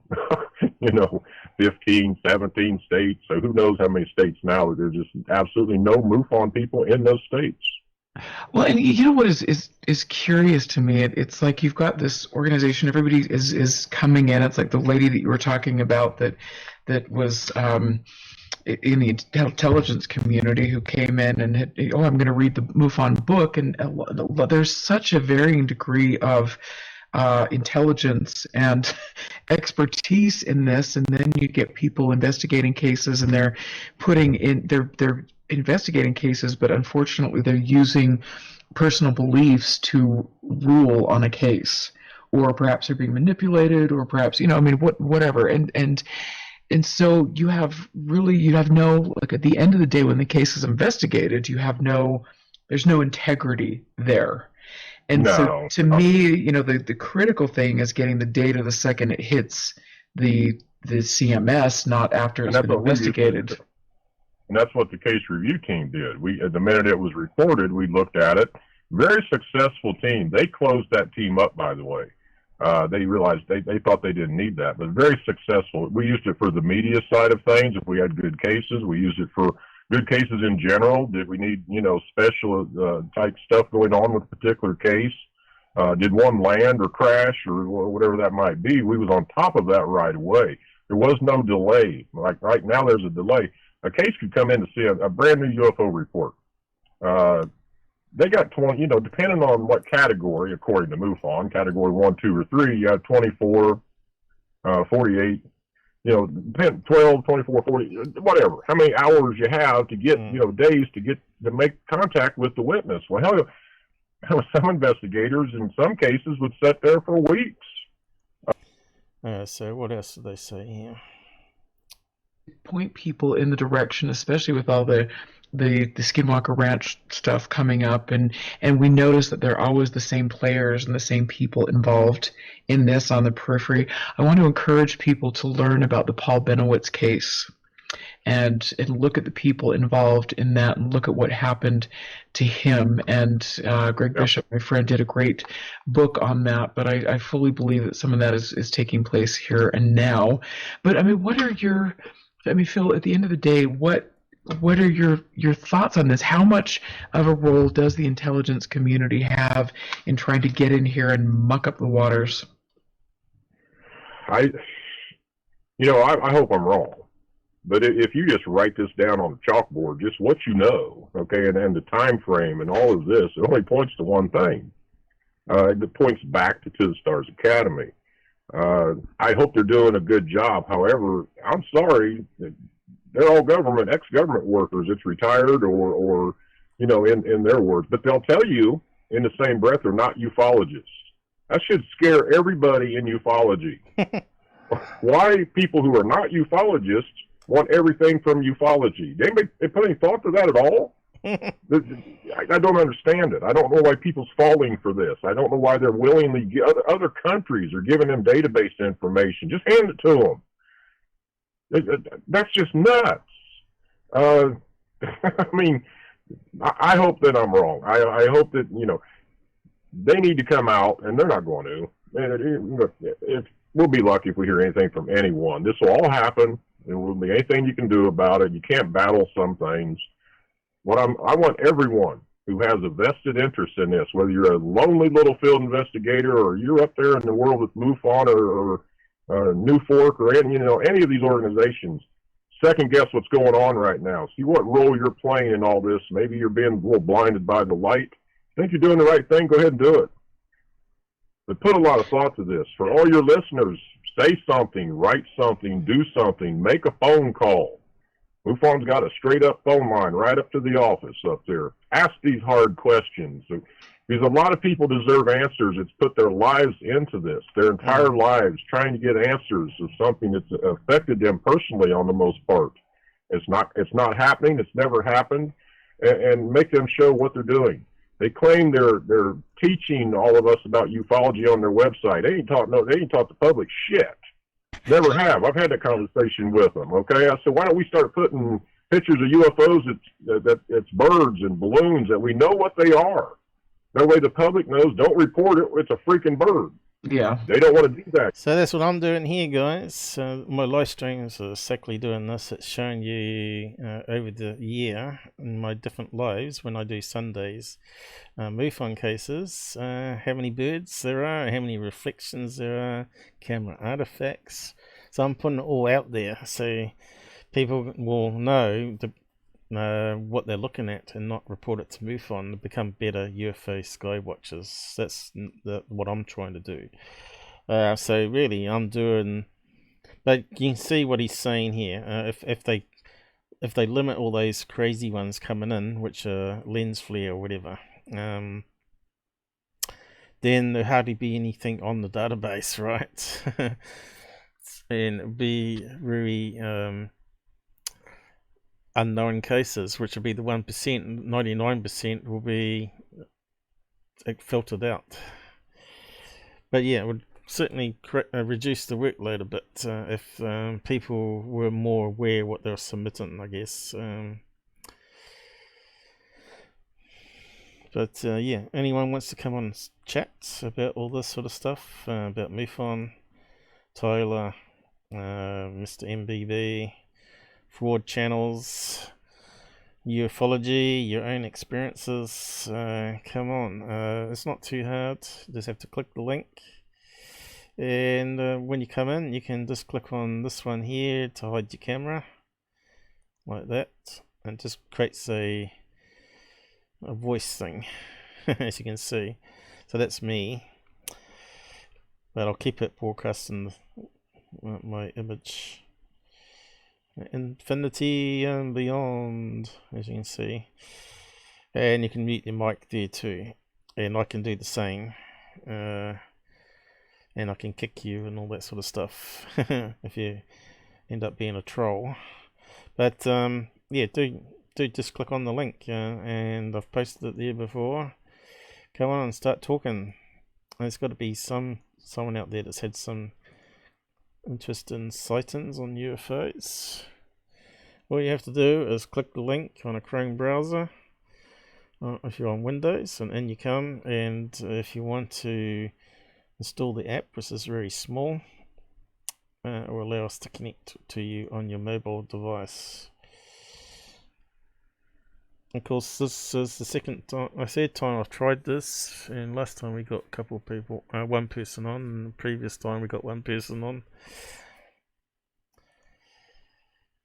I thought Shelley might be joining us, and maybe she could jump on, but something obviously has happened. So yeah, there was some. Here's something happening. Who's there? Who we got coming on? We got Jilster, is it? Hey, are you there, mate? Hello.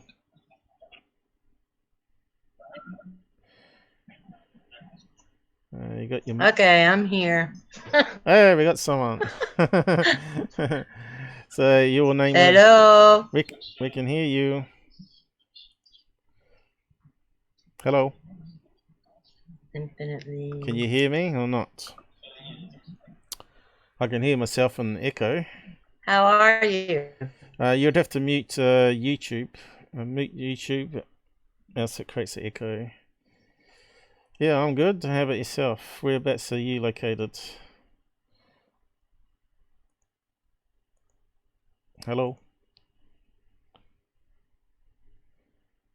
Hello? Where you going? She's muted the app, I think. Just hit the disconnect and rejoin again. Sometimes that fixes it up.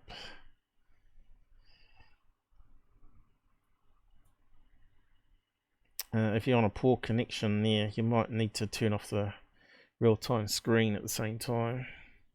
Best to use Wi-Fi if you can. 4G does work, but it's a bit patchy, as you know, if you walk around or too far away from the house router. I was just going to try and find that spot in the episode here where they're talking about Skinwalker Cave that they said used to exist and vanished, which is quite interesting. Until that person sorts out the connection. But yeah, it's good to see someone trying, at least, to come on, have a talk. See if I can find it with the transcript here while we're waiting. Hello. I think she's gone again. It's just me again, is it? Looks like it.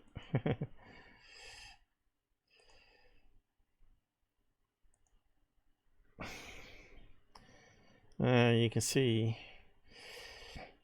my VPN might be overloaded there for this one.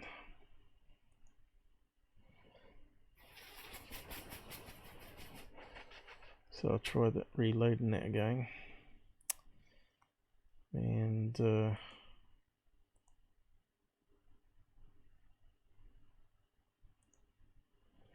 probably, there we go, it's finally working. That shouldn't affect the side chat and for the voice anyway. Hello, I think so. That were at the ranch, they were at specific places and given, heard voices telling them to stop, stop, turn back. And it's just fascinating. Who we got on again? Oh, I thought I saw someone there. Okay, so she's talking about Skinwalker Ranch here. It's quite interesting. Certainly it wasn't on Corbell's movie.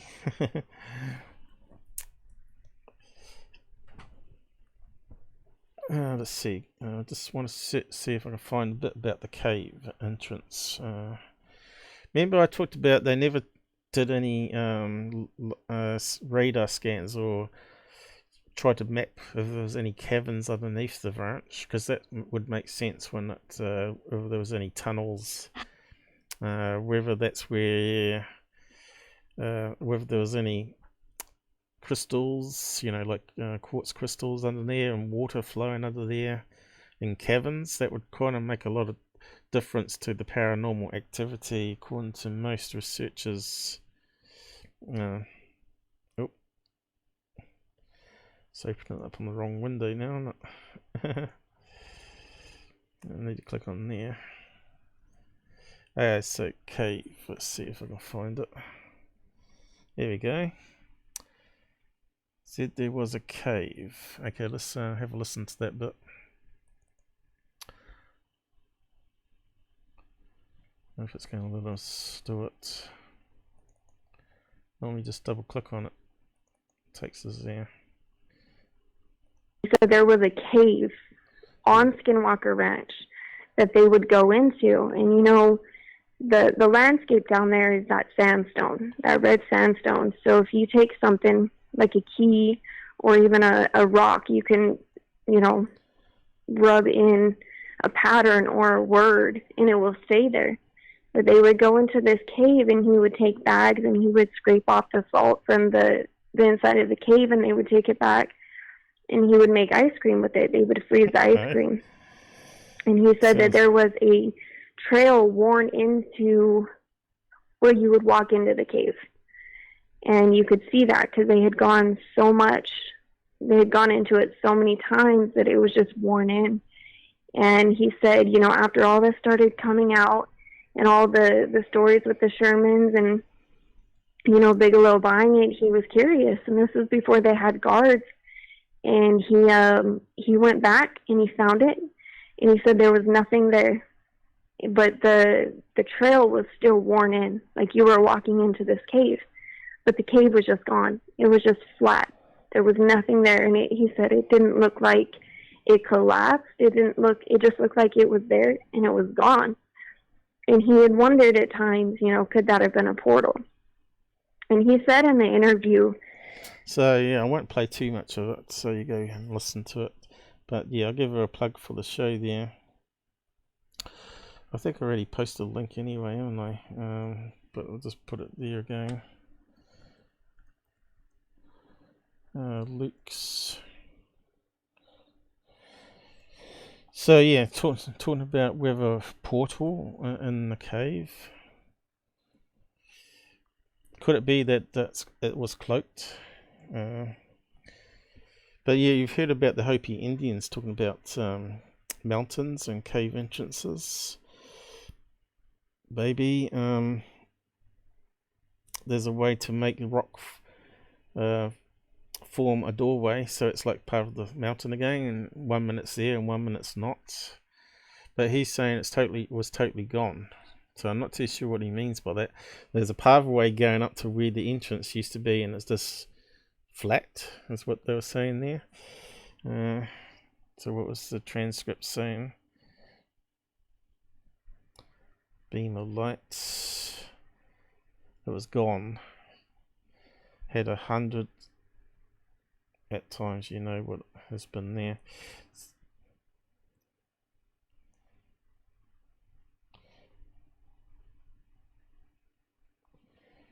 Right, they're talking about beams of light there. It's quite an interesting chat anyway. I can't play too much of it because copyright claim or whatever, but that brings us on to MUFON cases, I guess. So yeah, went to the side chatters, you all disappeared. Only 3 watching. Who's out there? Come on guys. Yeah, Mario Windless can get people on the side voice. So what's this one there? I'm just going to download that video. Have a look at that one. Come on. I suppose we're coming up to 3 hours already. It's amazing how much time flies, huh? But yeah, we got tomorrow. We're doing Roberts. UFO cases, and we're doing part 2 of abduction cases. Hopefully he's got a whole stack of them. He said there's loads. So we'll probably have abductions part 3, part 4, if that's the case. But we will cover other UFO cases. Is that downloaded already? I don't believe it. Looks like a small movie file.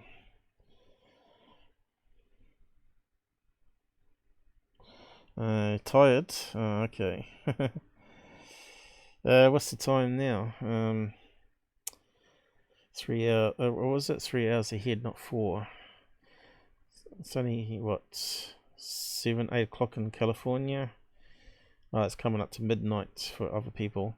I know it is working week, which doesn't help. Hey, but I did try. We'll keep on trying the free-for-all. Eventually more people will play around with the Jet C meeting and like it. Have a play around with it. Create your own little server room and have people connect to it and chat with each other. What's good about it is it's got no server in between. It's end-to-end.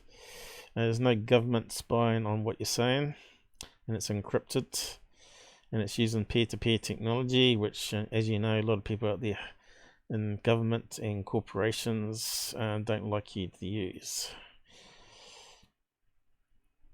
So let's see if we can open up this video here. Meantime, but yeah, the channel's still open if you want to drop on and have a chat.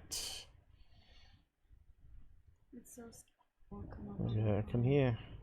We're on like double the speed, do I? Where'd it go? I can hear some people talking on the video. I see it's a black thing. Filmed the wrong way, of course. Yeah, it's not coming up on my phone. So what are we looking at? I can't see it on here. Can't see it. Great. It's so small, it won't come up on my phone. A pixel UFO. We're on like double the speed, do I? Where'd it go? It's over there. Oh, I see. Oh, right, they're filming through a car window I too. see it's a black thing. Straight away suspicious when you film through a car window. You're going to get black things on the screen. Up on my phone. I can't see it on here.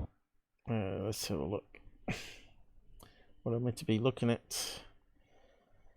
Whereabouts is that? I can see a big city in the background there. We'll have a look at the location in a minute. Black thing could be a little black bird in the sky, I guess. Oh, because I got it portrait. I can't zoom in properly. Can't see any black dot there. Could be anywhere on there.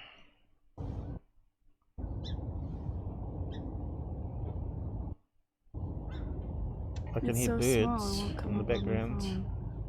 We're on like double the speed, do I? Where'd it go? It's over there. Oh, I see it. They see it.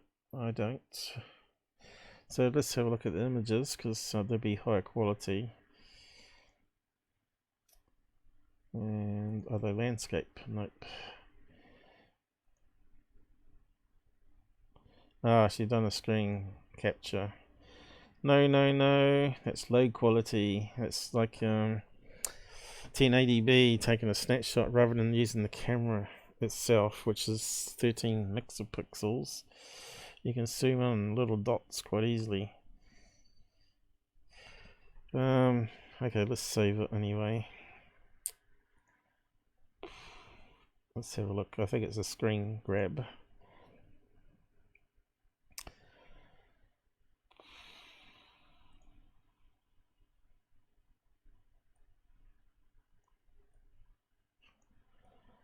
You can see here how hazy it is in the atmosphere.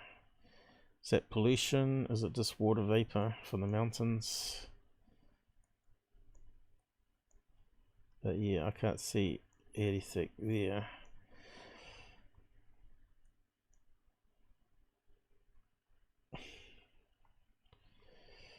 Another waste of time MUFON report. We got some other ones here, have we? Oh, right, that one. Again, I can't see anything if I zoom in.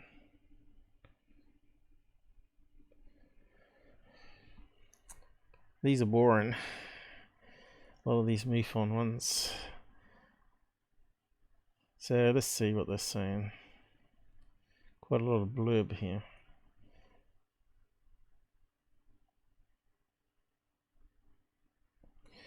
Could be a plane, bird, balloon.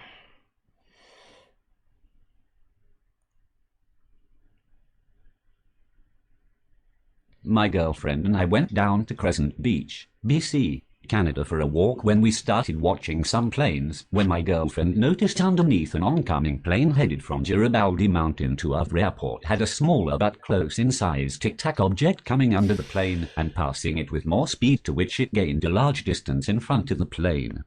The plane and planes around, even at greater distances you could make the wings and tail wings of the plane and shadows accordingly.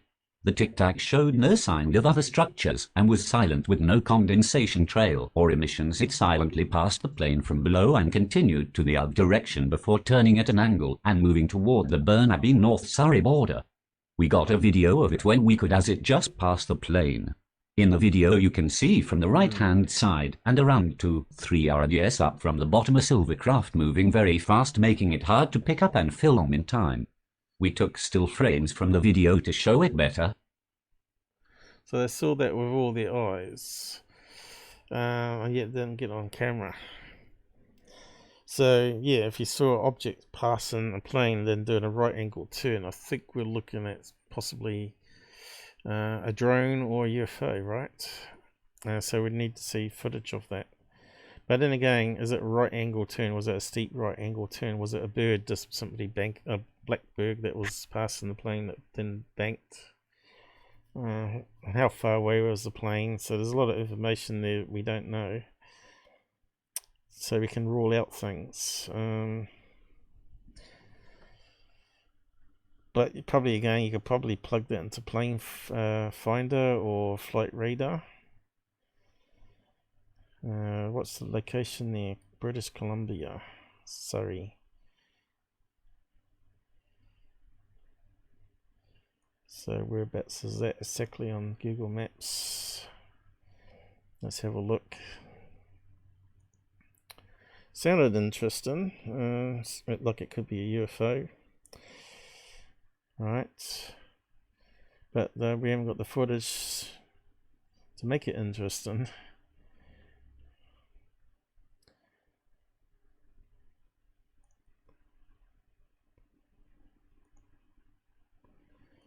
But again, I'm going to run out of time to do MUFON cases, and looks like no one's interested anymore anyway. All these people that could come on and tell us about all their amazing sightings don't want to come on. People that don't want to come on bitch about Tyler. Come on, get out there, guys. So sorry, here we go. So which direction were they looking? Vancouver.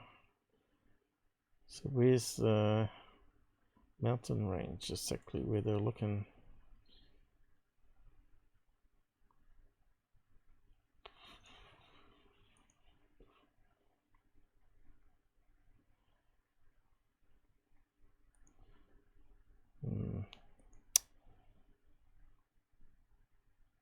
So which direction are they looking? You see what I mean? We don't know which way they're looking here.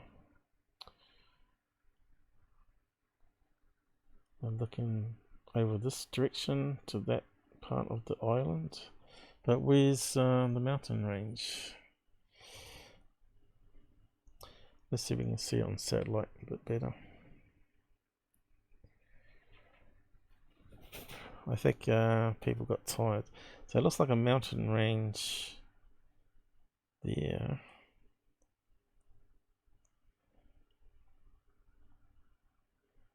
It's a big city.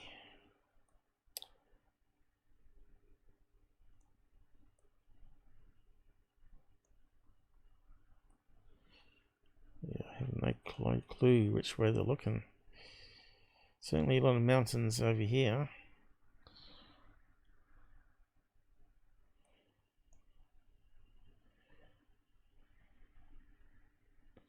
So you can see there's going to be a big airport there too.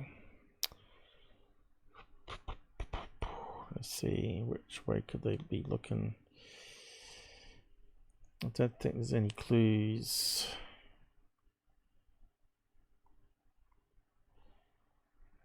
Sorry.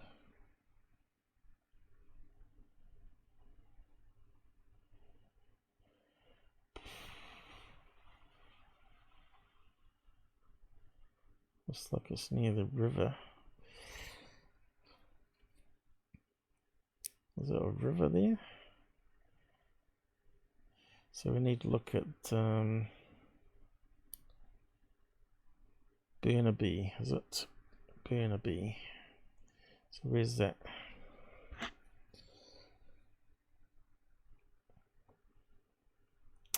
Sorry. There we go. So they must be up here. I reckon the UFO was here. On that. Or was that just a rough location? Because I would have thought it was across. Would have been across. Would have been across the river there. So let's have a look.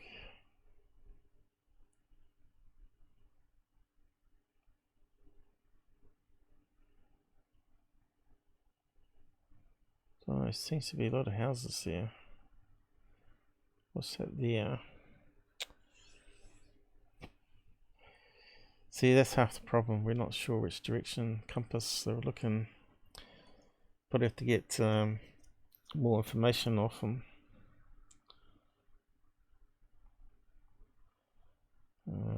500 feet, 5 minutes.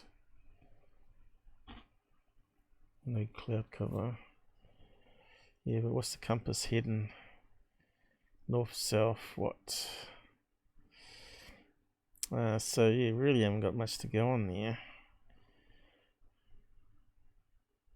And I didn't see any planes in that video they were looking at. It's probably going to take too much time to try and figure out this one without the information we need.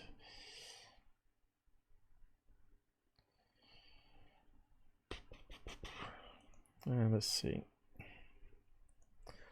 Let's just see how busy it is there with planes anyway.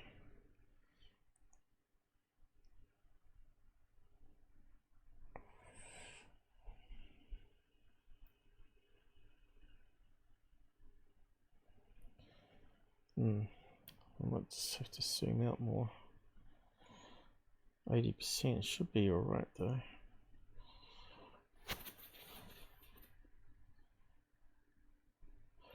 The internet's definitely slow for today. So these are all the planes flying at the moment. Lots. And it's amazing we don't have so many crashes. So maintenance is pretty good. Look at that, just coming from America there. It's just crazy. And that's how you spread viruses, guys. Through airports. China. Where's China? Over here. Which is, looks like America's heading into duck time. Yep, there you go. Midnight past. So I began it when it was around about here. Now it's in pitch blackness.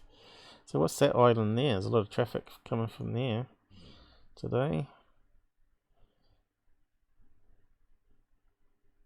Hawaii, there you go. All those tourists. That's just crazy amount of planes.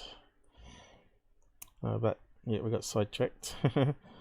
So we're looking for what's that? Vancouver, Canada. So it's got to be up the top here somewhere.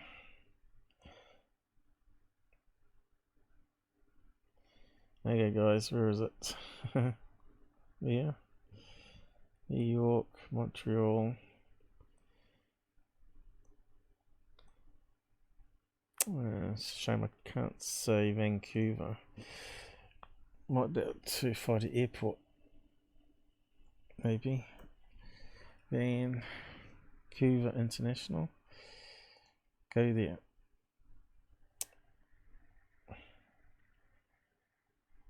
Is it going? Okay, I think it's taking us there.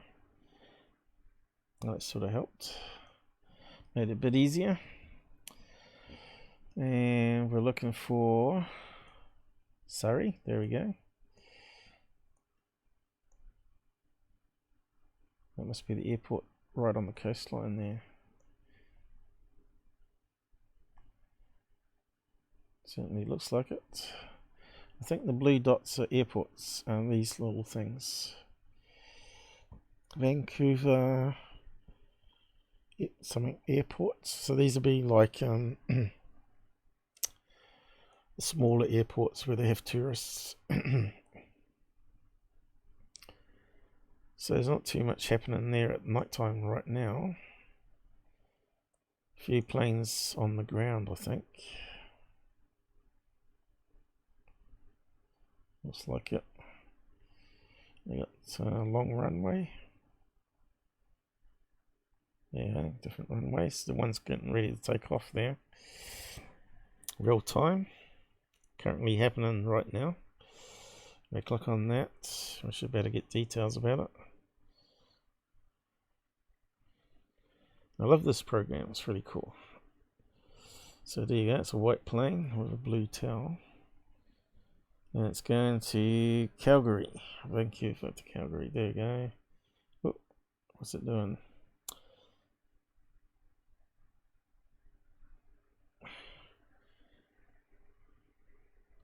It's not quite accurate of the map, I don't think. It was meant to be turning down to this runway here. So where's it going? Can we see him take off? That one's turning.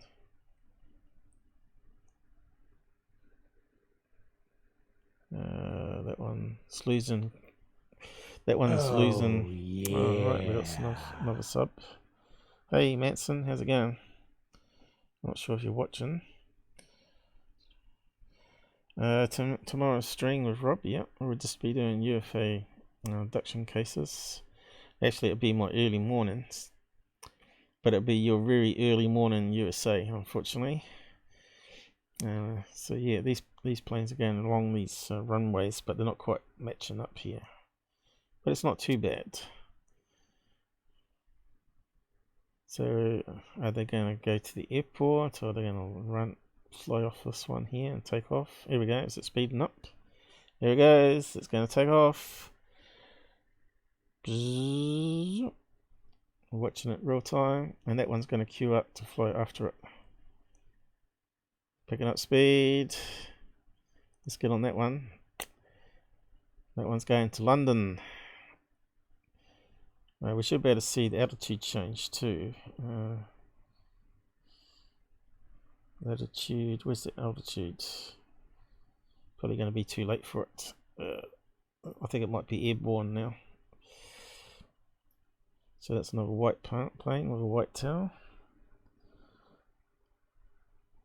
It's got ground speed here, still on the ground. I thought it was going to take off. Where's that plane going then? It must be in the air. Latitude, altitude, right. Longitude. Must be in the air now.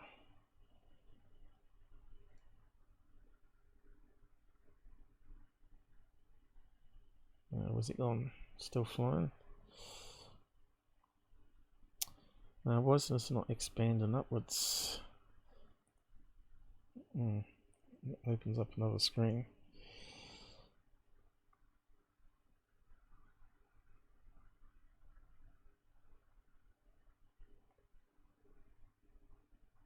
That's probably making the font bigger on seeing the apps don't scale very good.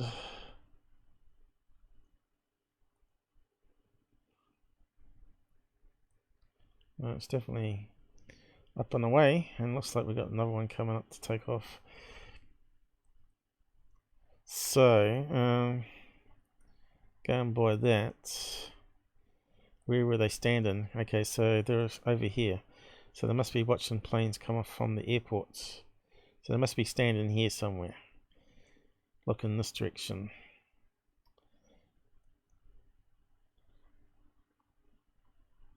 It used to be able to scroll. I'm not sure why it's not scrolling. Can we resize it? What's that say there? Comments. Maybe I can make the screen smaller. There we go. I have to make it really small. I just think that's bad programming. Okay, can we see the altitude now? There we go, we've got speed increasing.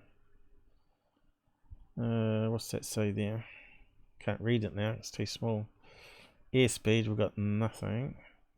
What's in the air? Or is it? It has to be, doesn't it?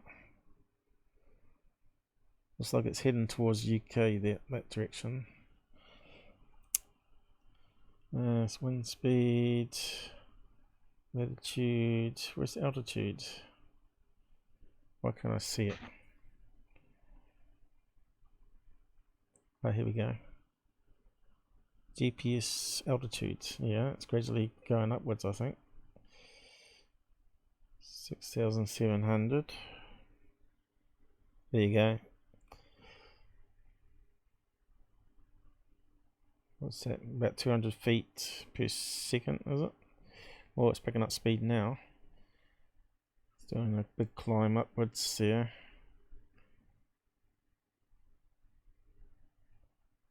Went to the other plane. Did it take off? That's it there, is it?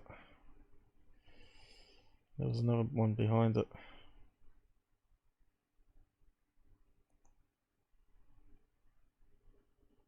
Oh, that's the one we looked at before, wasn't it? Oh, that one's in a strange place.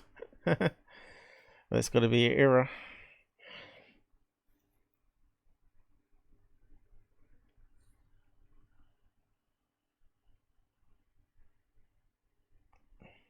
Oh, that one's coming into land, I think, is it?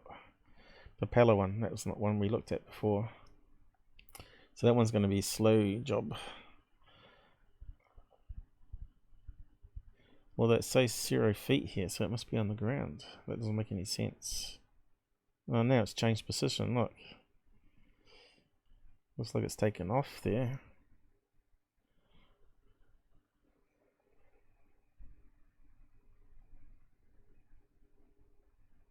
That doesn't make any sense whatsoever. Obviously, you're not getting all the information real time.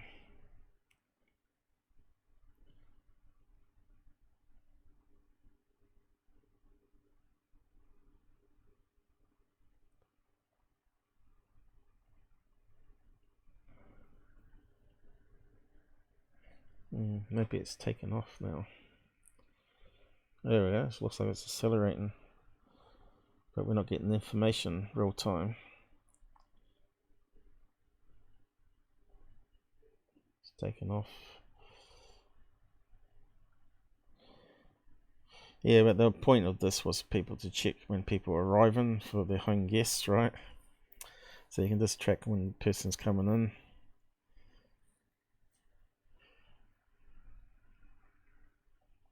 It gives you all the departures and stuff. So it's saying on the screen at the moment there's 10 out of 11,460,000 in the air at the moment. So as planes drop off the screen, you see that number drops. If it updates. So we've got 1 on the screen there now. It should have updated.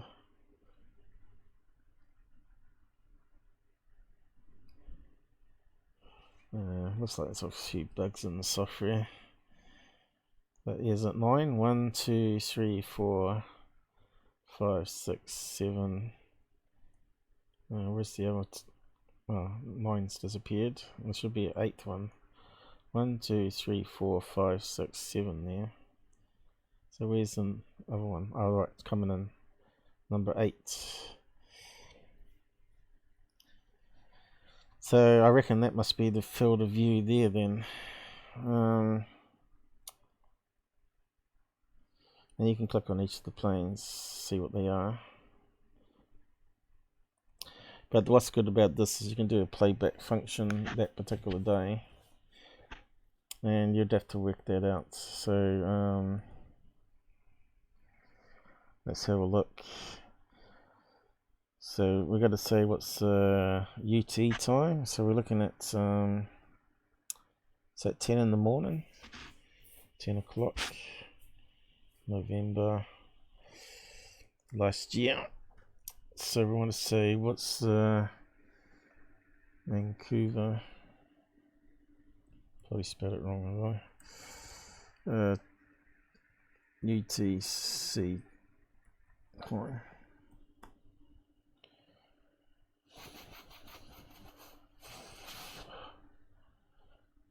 Here we go. So here we go. What's the offset?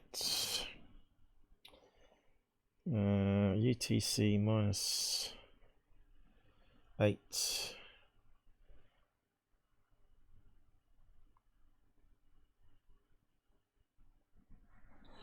How do we read this?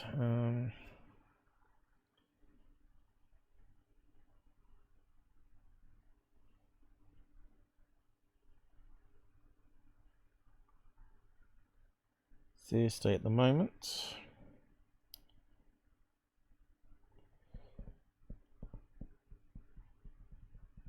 Makes it 2 AM.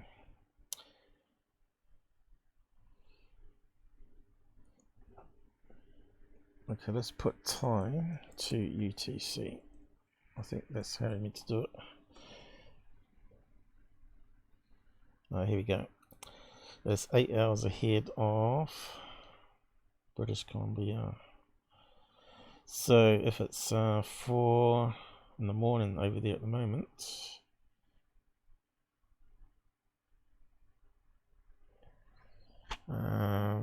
8 hours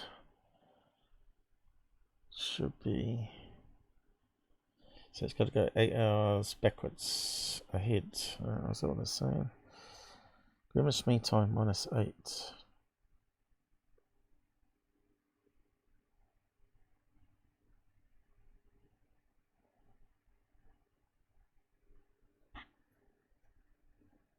Which is UTC time.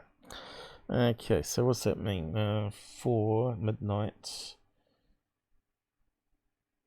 minus another 4 makes it, yep, that makes it 8 o'clock the previous night.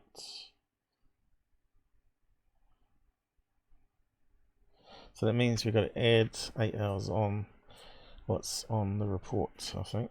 So that's makes it 10 AM, makes it 6 PM.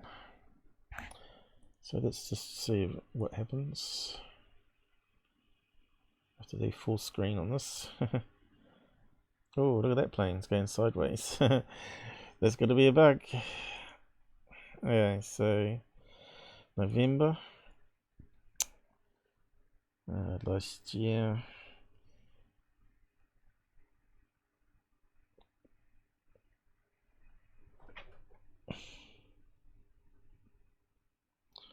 Was it the 19th or the 12th? I can't remember now.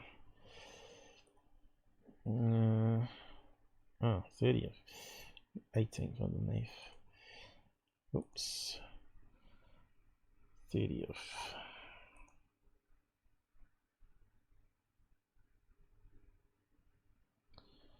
But then we've got to make it the day before for UT time. So it's going to be, oh no.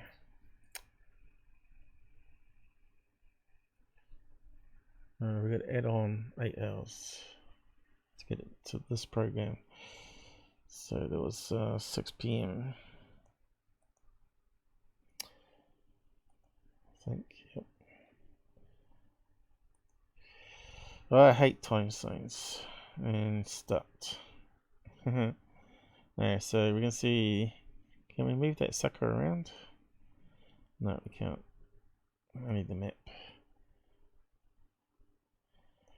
So that's what they were seeing at the time. Mostly over the airport, from what I can see. And here comes one coming in. Straight over their location. Where's Surrey? Here. And that one disappeared. So we're going past the time. 5 minutes gone already. See, here's a small plane coming. So let's roll back. Oh, look, there's quite a few little planes.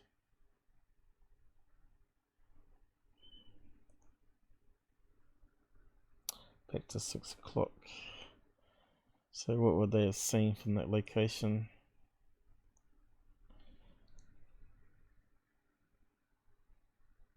I got it wrong.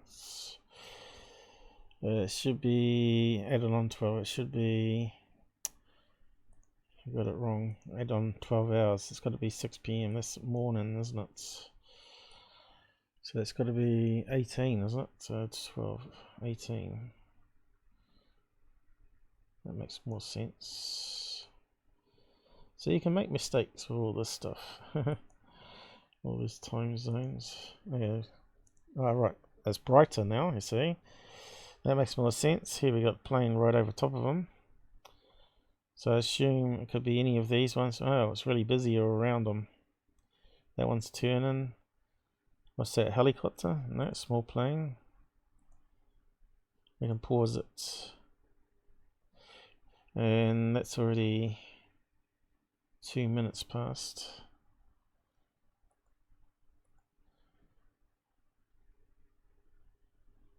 Already gone a skinny long plane there.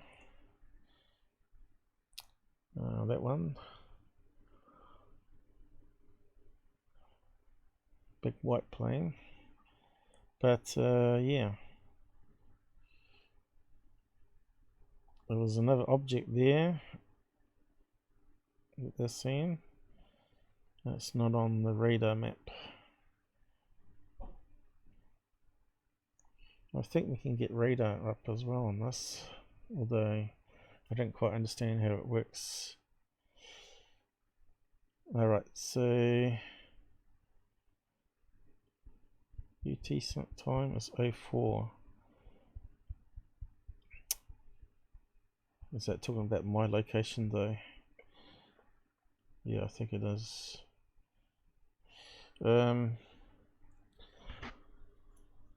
Yeah, definitely looks like the planes they were looking at.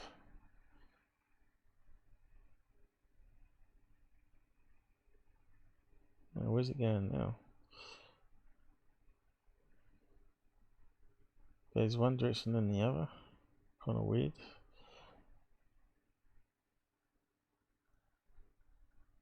That must have been a glitch in the matrix. A little small plane coming in here.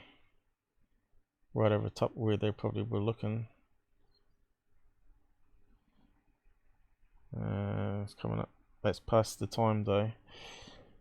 So it must have been those other ones that are going off towards the airport here. We'll just play that again.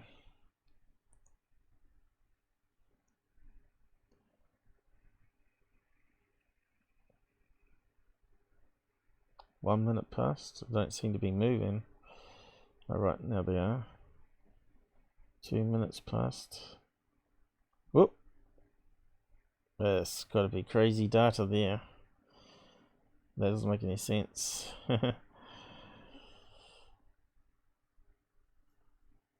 Could they be covering up, corrupting the data? It's possible. You just don't know. Anyway, yeah, bit of fun playing with that. I think I got the right time. UT, so at 8 hours on. But yeah, it's pretty waste of time report that one, wasn't it? How are we going for time? Oh, yeah, I've got to get going. No, it's only 3 hours 13.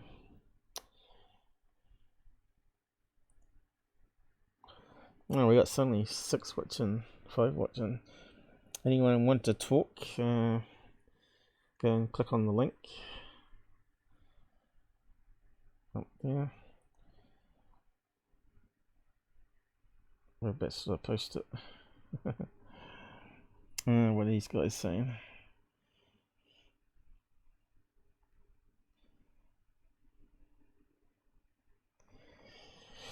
Yeah, this is why ufology gets a wee bit boring. Looking at all these different submissions. What's that one there?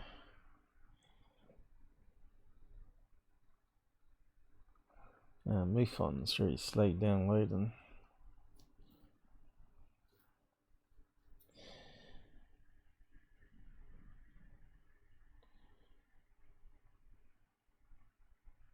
That one might be interesting.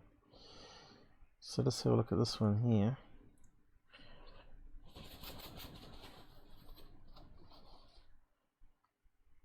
California. And what have we got? A pixel UFO, guys. What do you reckon?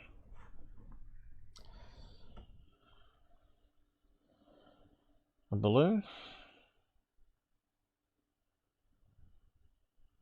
One of those damn Mylar balloons that people keep releasing. We're getting down to the pixels off the image now. Oh, got too big. I've lost track of it now. Oh, there it is. Kind of looks like a balloon shape, doesn't it? Doesn't look like a perfect disc UFO shape.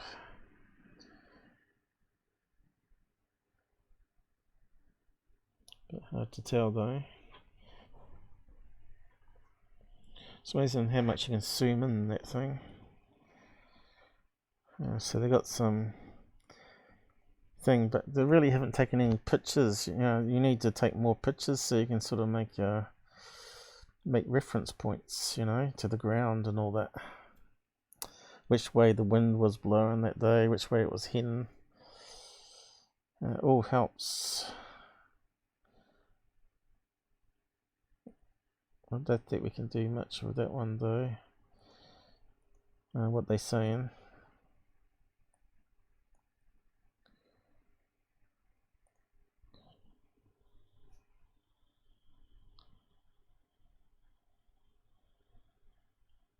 Oh, this is getting slower. Object was very high altitude heading north. It stopped and made circle and proceed west. It then stayed stationary for 5 min before accelerating at extraordinary speeds in any heading. So, extraordinary speeds, whatever that means. Why didn't they film it on video then? You know what I mean? Is it a prank? Object was very high altitude, heading north, it stopped. So if we had that on video, that would be like smoking gun evidence. Made a circle, proceeded west, and stayed stationary 5 minutes before accelerating at extraordinary speeds. That's the sort of thing we want to catch on video. Yeah, I don't know about this one. Impressive capture. No, it's not. Where's the video footage? That could be just a balloon someone's taking a picture of. Ground. So that was middle of last year. And it took them 6 months to submit it. Why is that? 500 feet.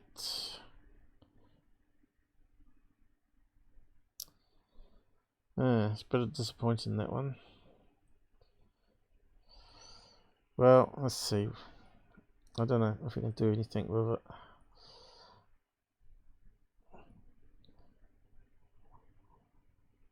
We'll zoom in and enhance it. See if we can see any clues.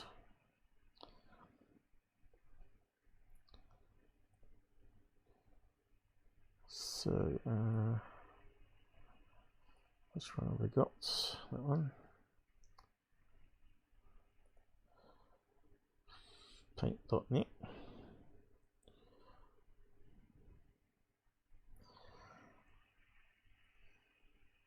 All these super cameras, but they got high pixel rate, but they got terrible optical zoom on it. You know, you could zoom right into that and actually see what it was. If only smartphones had it. In fact, I don't think he even said what the camera was using. It was a very brief comment, wasn't it? Which kind of makes it a bit more suspect what it is. What is the metadata on this one? Oh, damn. No.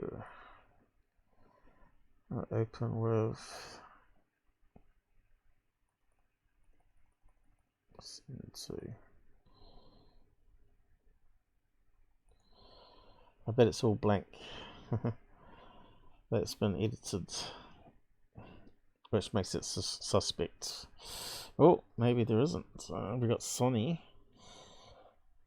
Sony camera. What type of camera is it though? We need to Google that.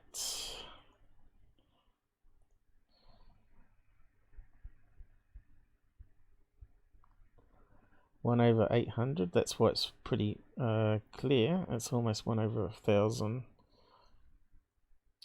It's just too far away, you know.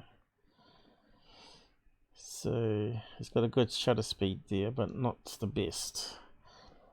I was going to Google the camera make.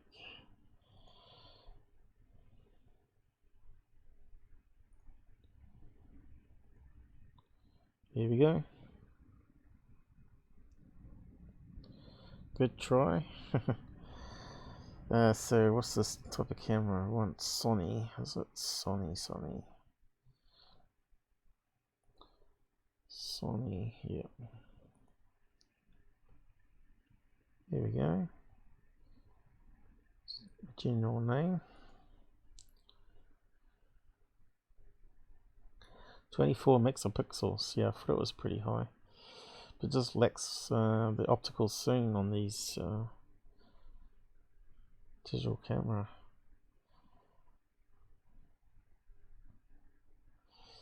Well, it's not a smartphone at least. It should have been able to zoom in, right? So what did it say on the other information here?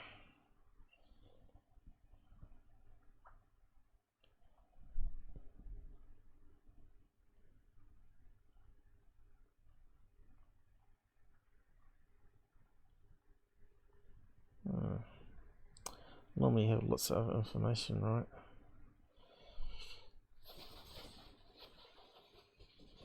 Like the zoom level, F number, focal length.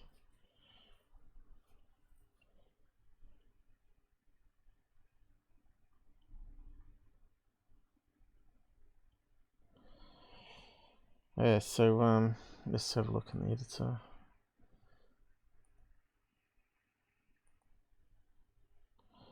Didn't I copy it?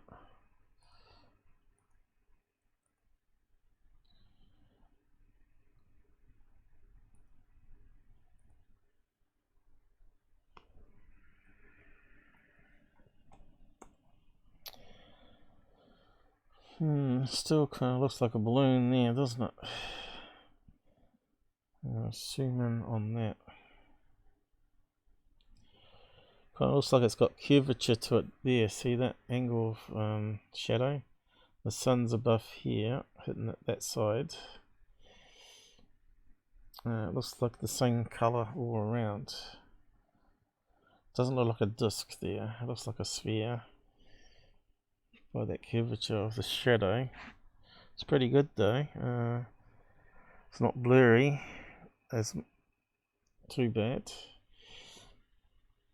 So let's plug it through some filters, see if anything pops out.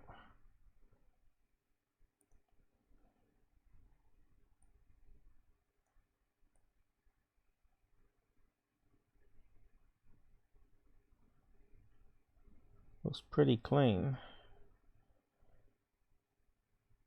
Normally get some blobby bits all around, right?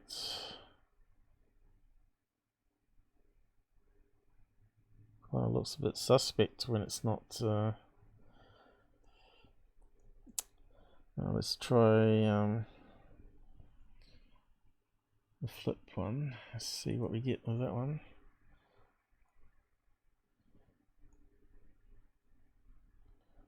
Oh, damn thing's going slow. All of a sudden, why? There's no reason for it. It's not doing it in real time for me.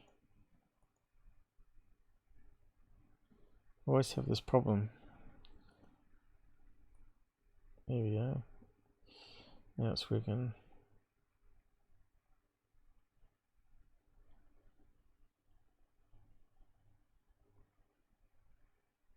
Looks, there we go. That's what I want to see. So what do we got here?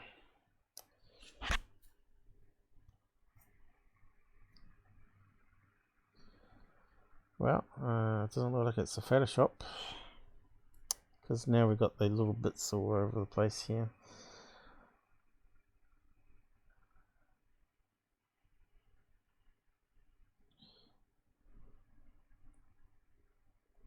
Well, I suppose it's going to go slow now.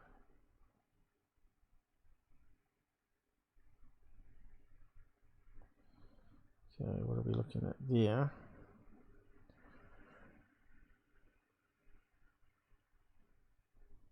A little weird looking.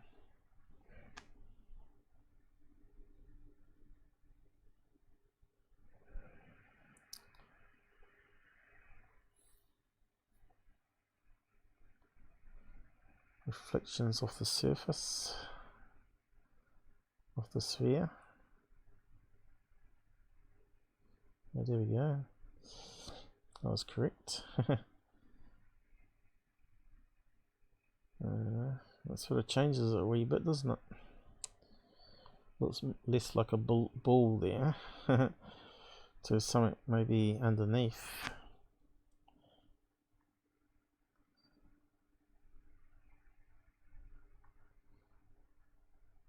It's definitely not been tampered with from there. So the metadata was there, so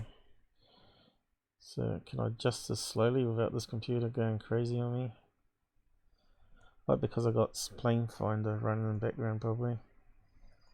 Have I? What have I still got running? But yeah, it's probably that slowing me down. Google Maps.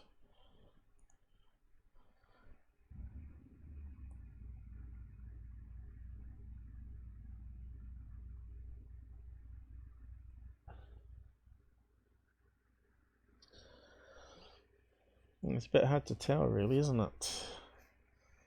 Now we're looking at underneath with a flat bottom. We need more images really. See if it's spinning.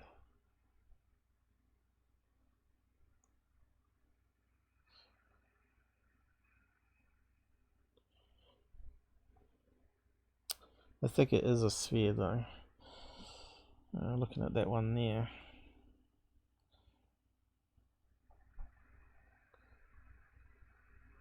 What's that at the bottom there though? It looks like maybe some writing on it, maybe?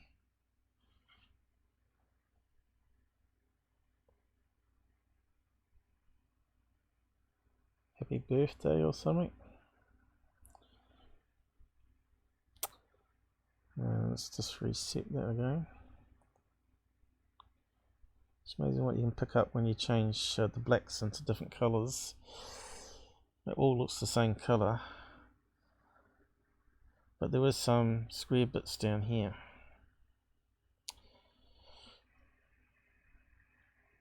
No, it definitely looks like a sphere there, doesn't it? On the original. I think we were seeing possibly some writing on it there.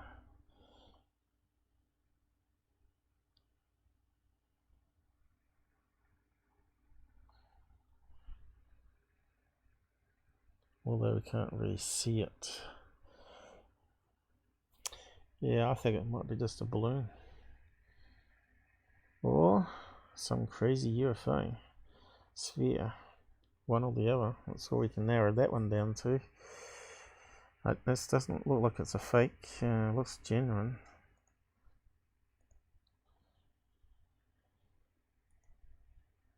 My concern is the lack of information. So we've got 2 photographs, have we? Oh no, one's a zoom in. Well, let's grab that one. I don't know if he's cropped that on the camera or not. Is that the one we grabbed though? I don't think it is it? I think we took the far away shot. Let's have a quick look. Far away shot, you see. So let's grab his close-up one, just in case this optical is zoomed.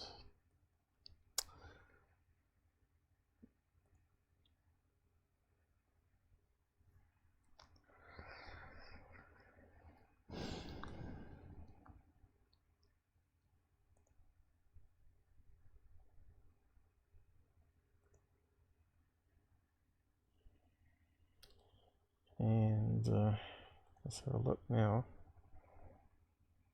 See how it compares to my one. Okay.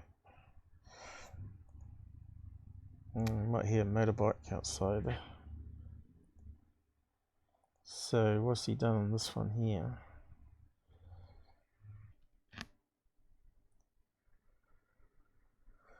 Oh guys, so how long have I been disconnected? Are we back? Are we back? It's still... Are we back? Not sure what happened there. So ever since they mucked around with the software, it's been becoming less stable.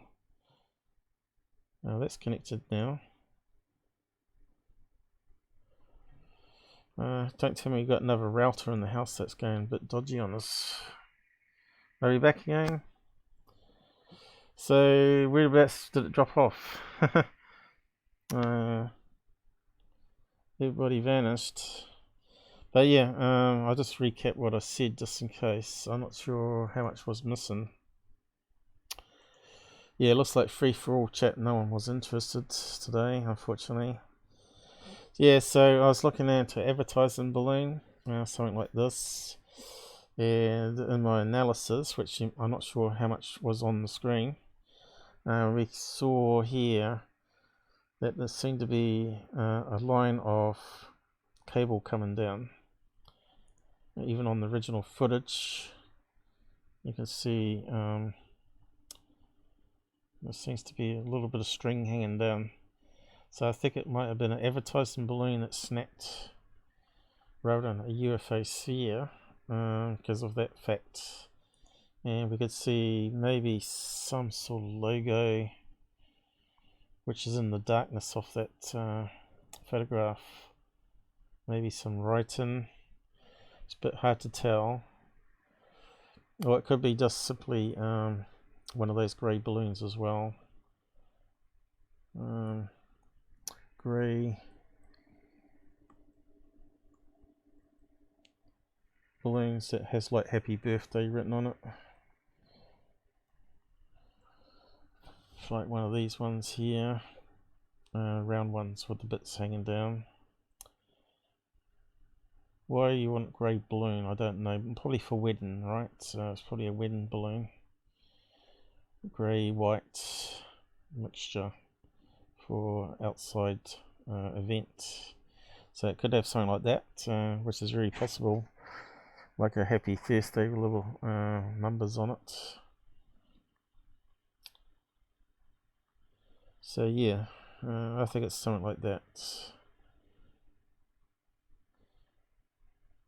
But not one of these shaped ones, just one of the rounder ones. Like that there. But yeah, so we all got dropped off, didn't we? Yep. So how long was I gone for? Because I didn't notice I was dropped off.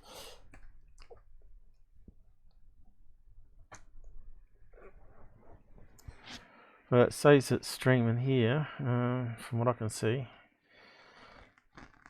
But I was wondering why everybody was dropping off suddenly, so it could have been for too long, could it? But unfortunately it's dinner time here now, and I've got to get going. But yeah, I'll post the link to that case there if you want to have a look.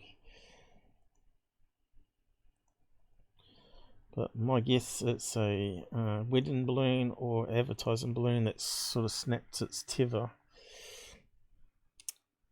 So I was gone for 10 minutes again. That happened last time, eh? Bloody man in black. Yeah, I don't know what happened there. It seemed like I had an internet outage. Might be a home router problem that's occurring now. Be my luck, eh? We have to go to the ISP and say that the router is faulty. It's getting a few years old now. Must be getting up there. At least 7 years, I'd say. That's when you start having problems, right? After getting a replacement one for the kitchen, which probably could use this in replace of it, but really we need two in the house. One's for the kitchen, one's further towards the bedrooms. But I don't use Wi-Fi much. But the one in the kitchen's got a 4 antenna AC, and it's 100 milliwatts, which is double the normal strength of a router. So it should be able to get to the bedrooms, and we'll see how it goes. Might just have to buy another router if they don't give us a replacement one. But yeah, just have to see if it has any more faults. But it's kind of weird how it dropped off there. So how much did we get to? Because I was stepping through the whole process before.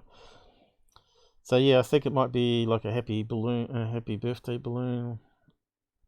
There was some maybe writing that we can't quite see, and I zoomed right into this here.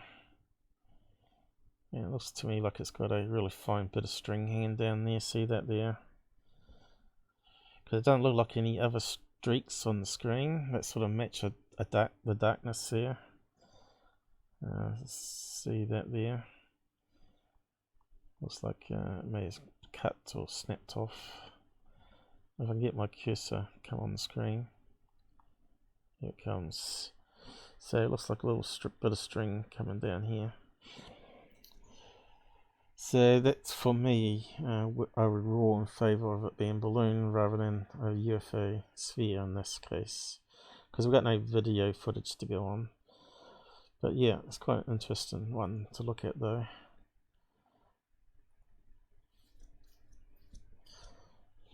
We determined it wasn't a hoax, not a Photoshop anyway. So yeah, did I paste it? I did, yeah. went off and I had 4 routers in 8 years. 4 routers in 8 years, that's pretty bad. Mine have been doing a bit better than that. Sphere of for sure. It's a sphere, yeah, but it's not a UFO. I think it's a balloon because that bit of string hanging down looks like.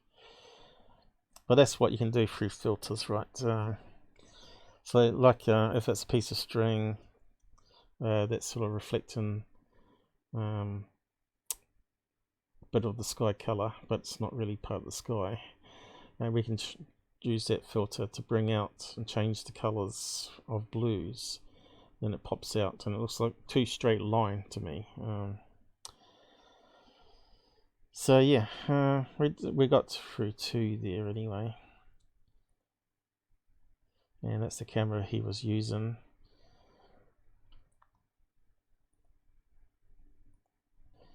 But I don't know, I should have been able to take a video of it, but of course we're not going to get the quality of the video mode. But he could have done a burst mode. You can set up it to do what you call shutter burst mode, where it takes a sequence of 8,000, well he had 800 frames per second, and you can run it for like 10 seconds and get so many frames, and then you can turn it into a video and you can see how it's moving, and then you'll have the details. A lot of people just film in video mode rather than shutter mode. I suppose that's what you call it. Might have some other technical name for it. Burst mode, I suppose. But yeah, better stop rapids and sort of close down and let it process. We covered a few things there. I was hoping for more people to come on voice and have a chat about their stuff rather than me talking all the time. Rather hear some of your experiences and stories, and then you can have a look at your photographs. If you can get on Discord, get me on in between live streams. We've got one tomorrow with Robert talking part 2 of abduction cases, but that'll be early in the morning for you Americans, 3 hours ahead, so that would be 4 a.m. California, and it would be 7 a.m. New York time, which they call Eastern time. So yeah, if you're up around that time, I suppose if you live in the right side of America, you might be able to catch us, because Robert wants to do his afternoon, which is in UK. So we were going to move it so it was in the afternoon on Saturday. So we'll do that next time, hopefully, and I'll get up early. And Sunday should be same time as what it was today, so that'll be, I thought it was 6 p.m, but it looks like it's 5 p.m. now. So it'll be 5 p.m. onwards, unless I'm running late, of course, which does happen. And for California, and that would be, let's see, is it 5 p.m? Let's see, 2. Yeah, I started at 2, 5, and 8 o'clock. 8 p.m. if you're on Eastern side, which makes it a bit easier for you guys, especially in the weekend. Anyway, I'm getting used to all the time zones. So yeah, I was going to try and get some more people to come on and have a chat. Did we get any more subs or today? We saw someone pop up.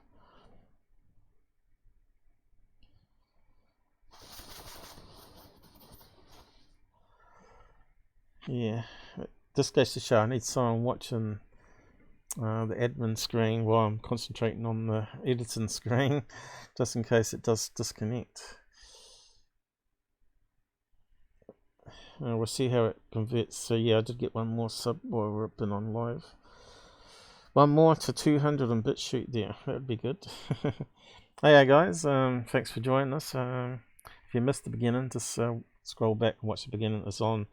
So the topics were Frank's Box, Ghost Box, Part 3, and theories out there of what we could be dealing with in the paranormal sense. And then we looked at MrMBB, a couple of videos there, plus a random one looking through his pages. We looked at a couple random ones there.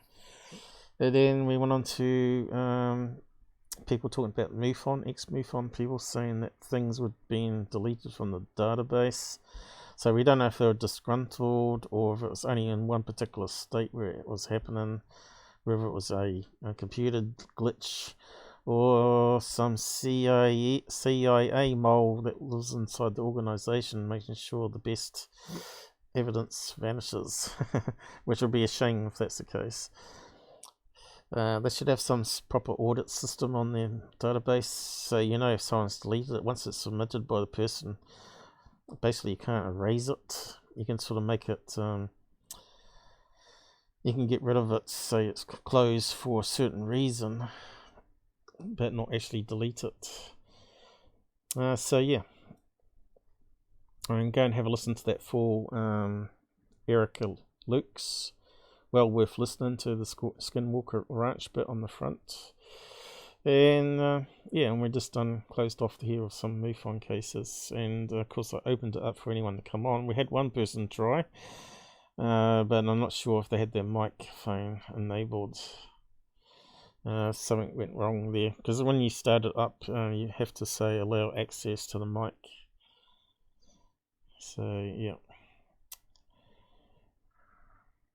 We'll try again. We'll try the open lines again in future. but things we'll do it in the weekend when more people are around. But this was really just like a fill-in live anyway, to catch up on things and see if anyone was around this time that wanted to talk. So I'll stop yabbing and get going. Good night, everybody. Thanks for liking and sharing. It's been fun, even though.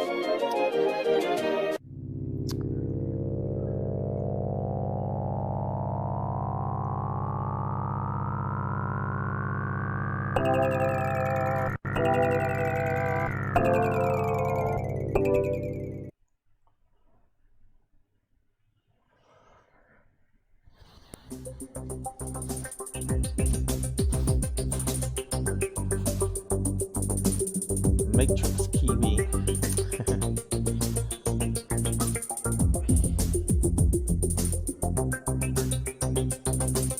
Good night. Gonna shut down the studio. Can only another drink. So hot here. 30-degree days. Yep. Thanks for joining us. Super.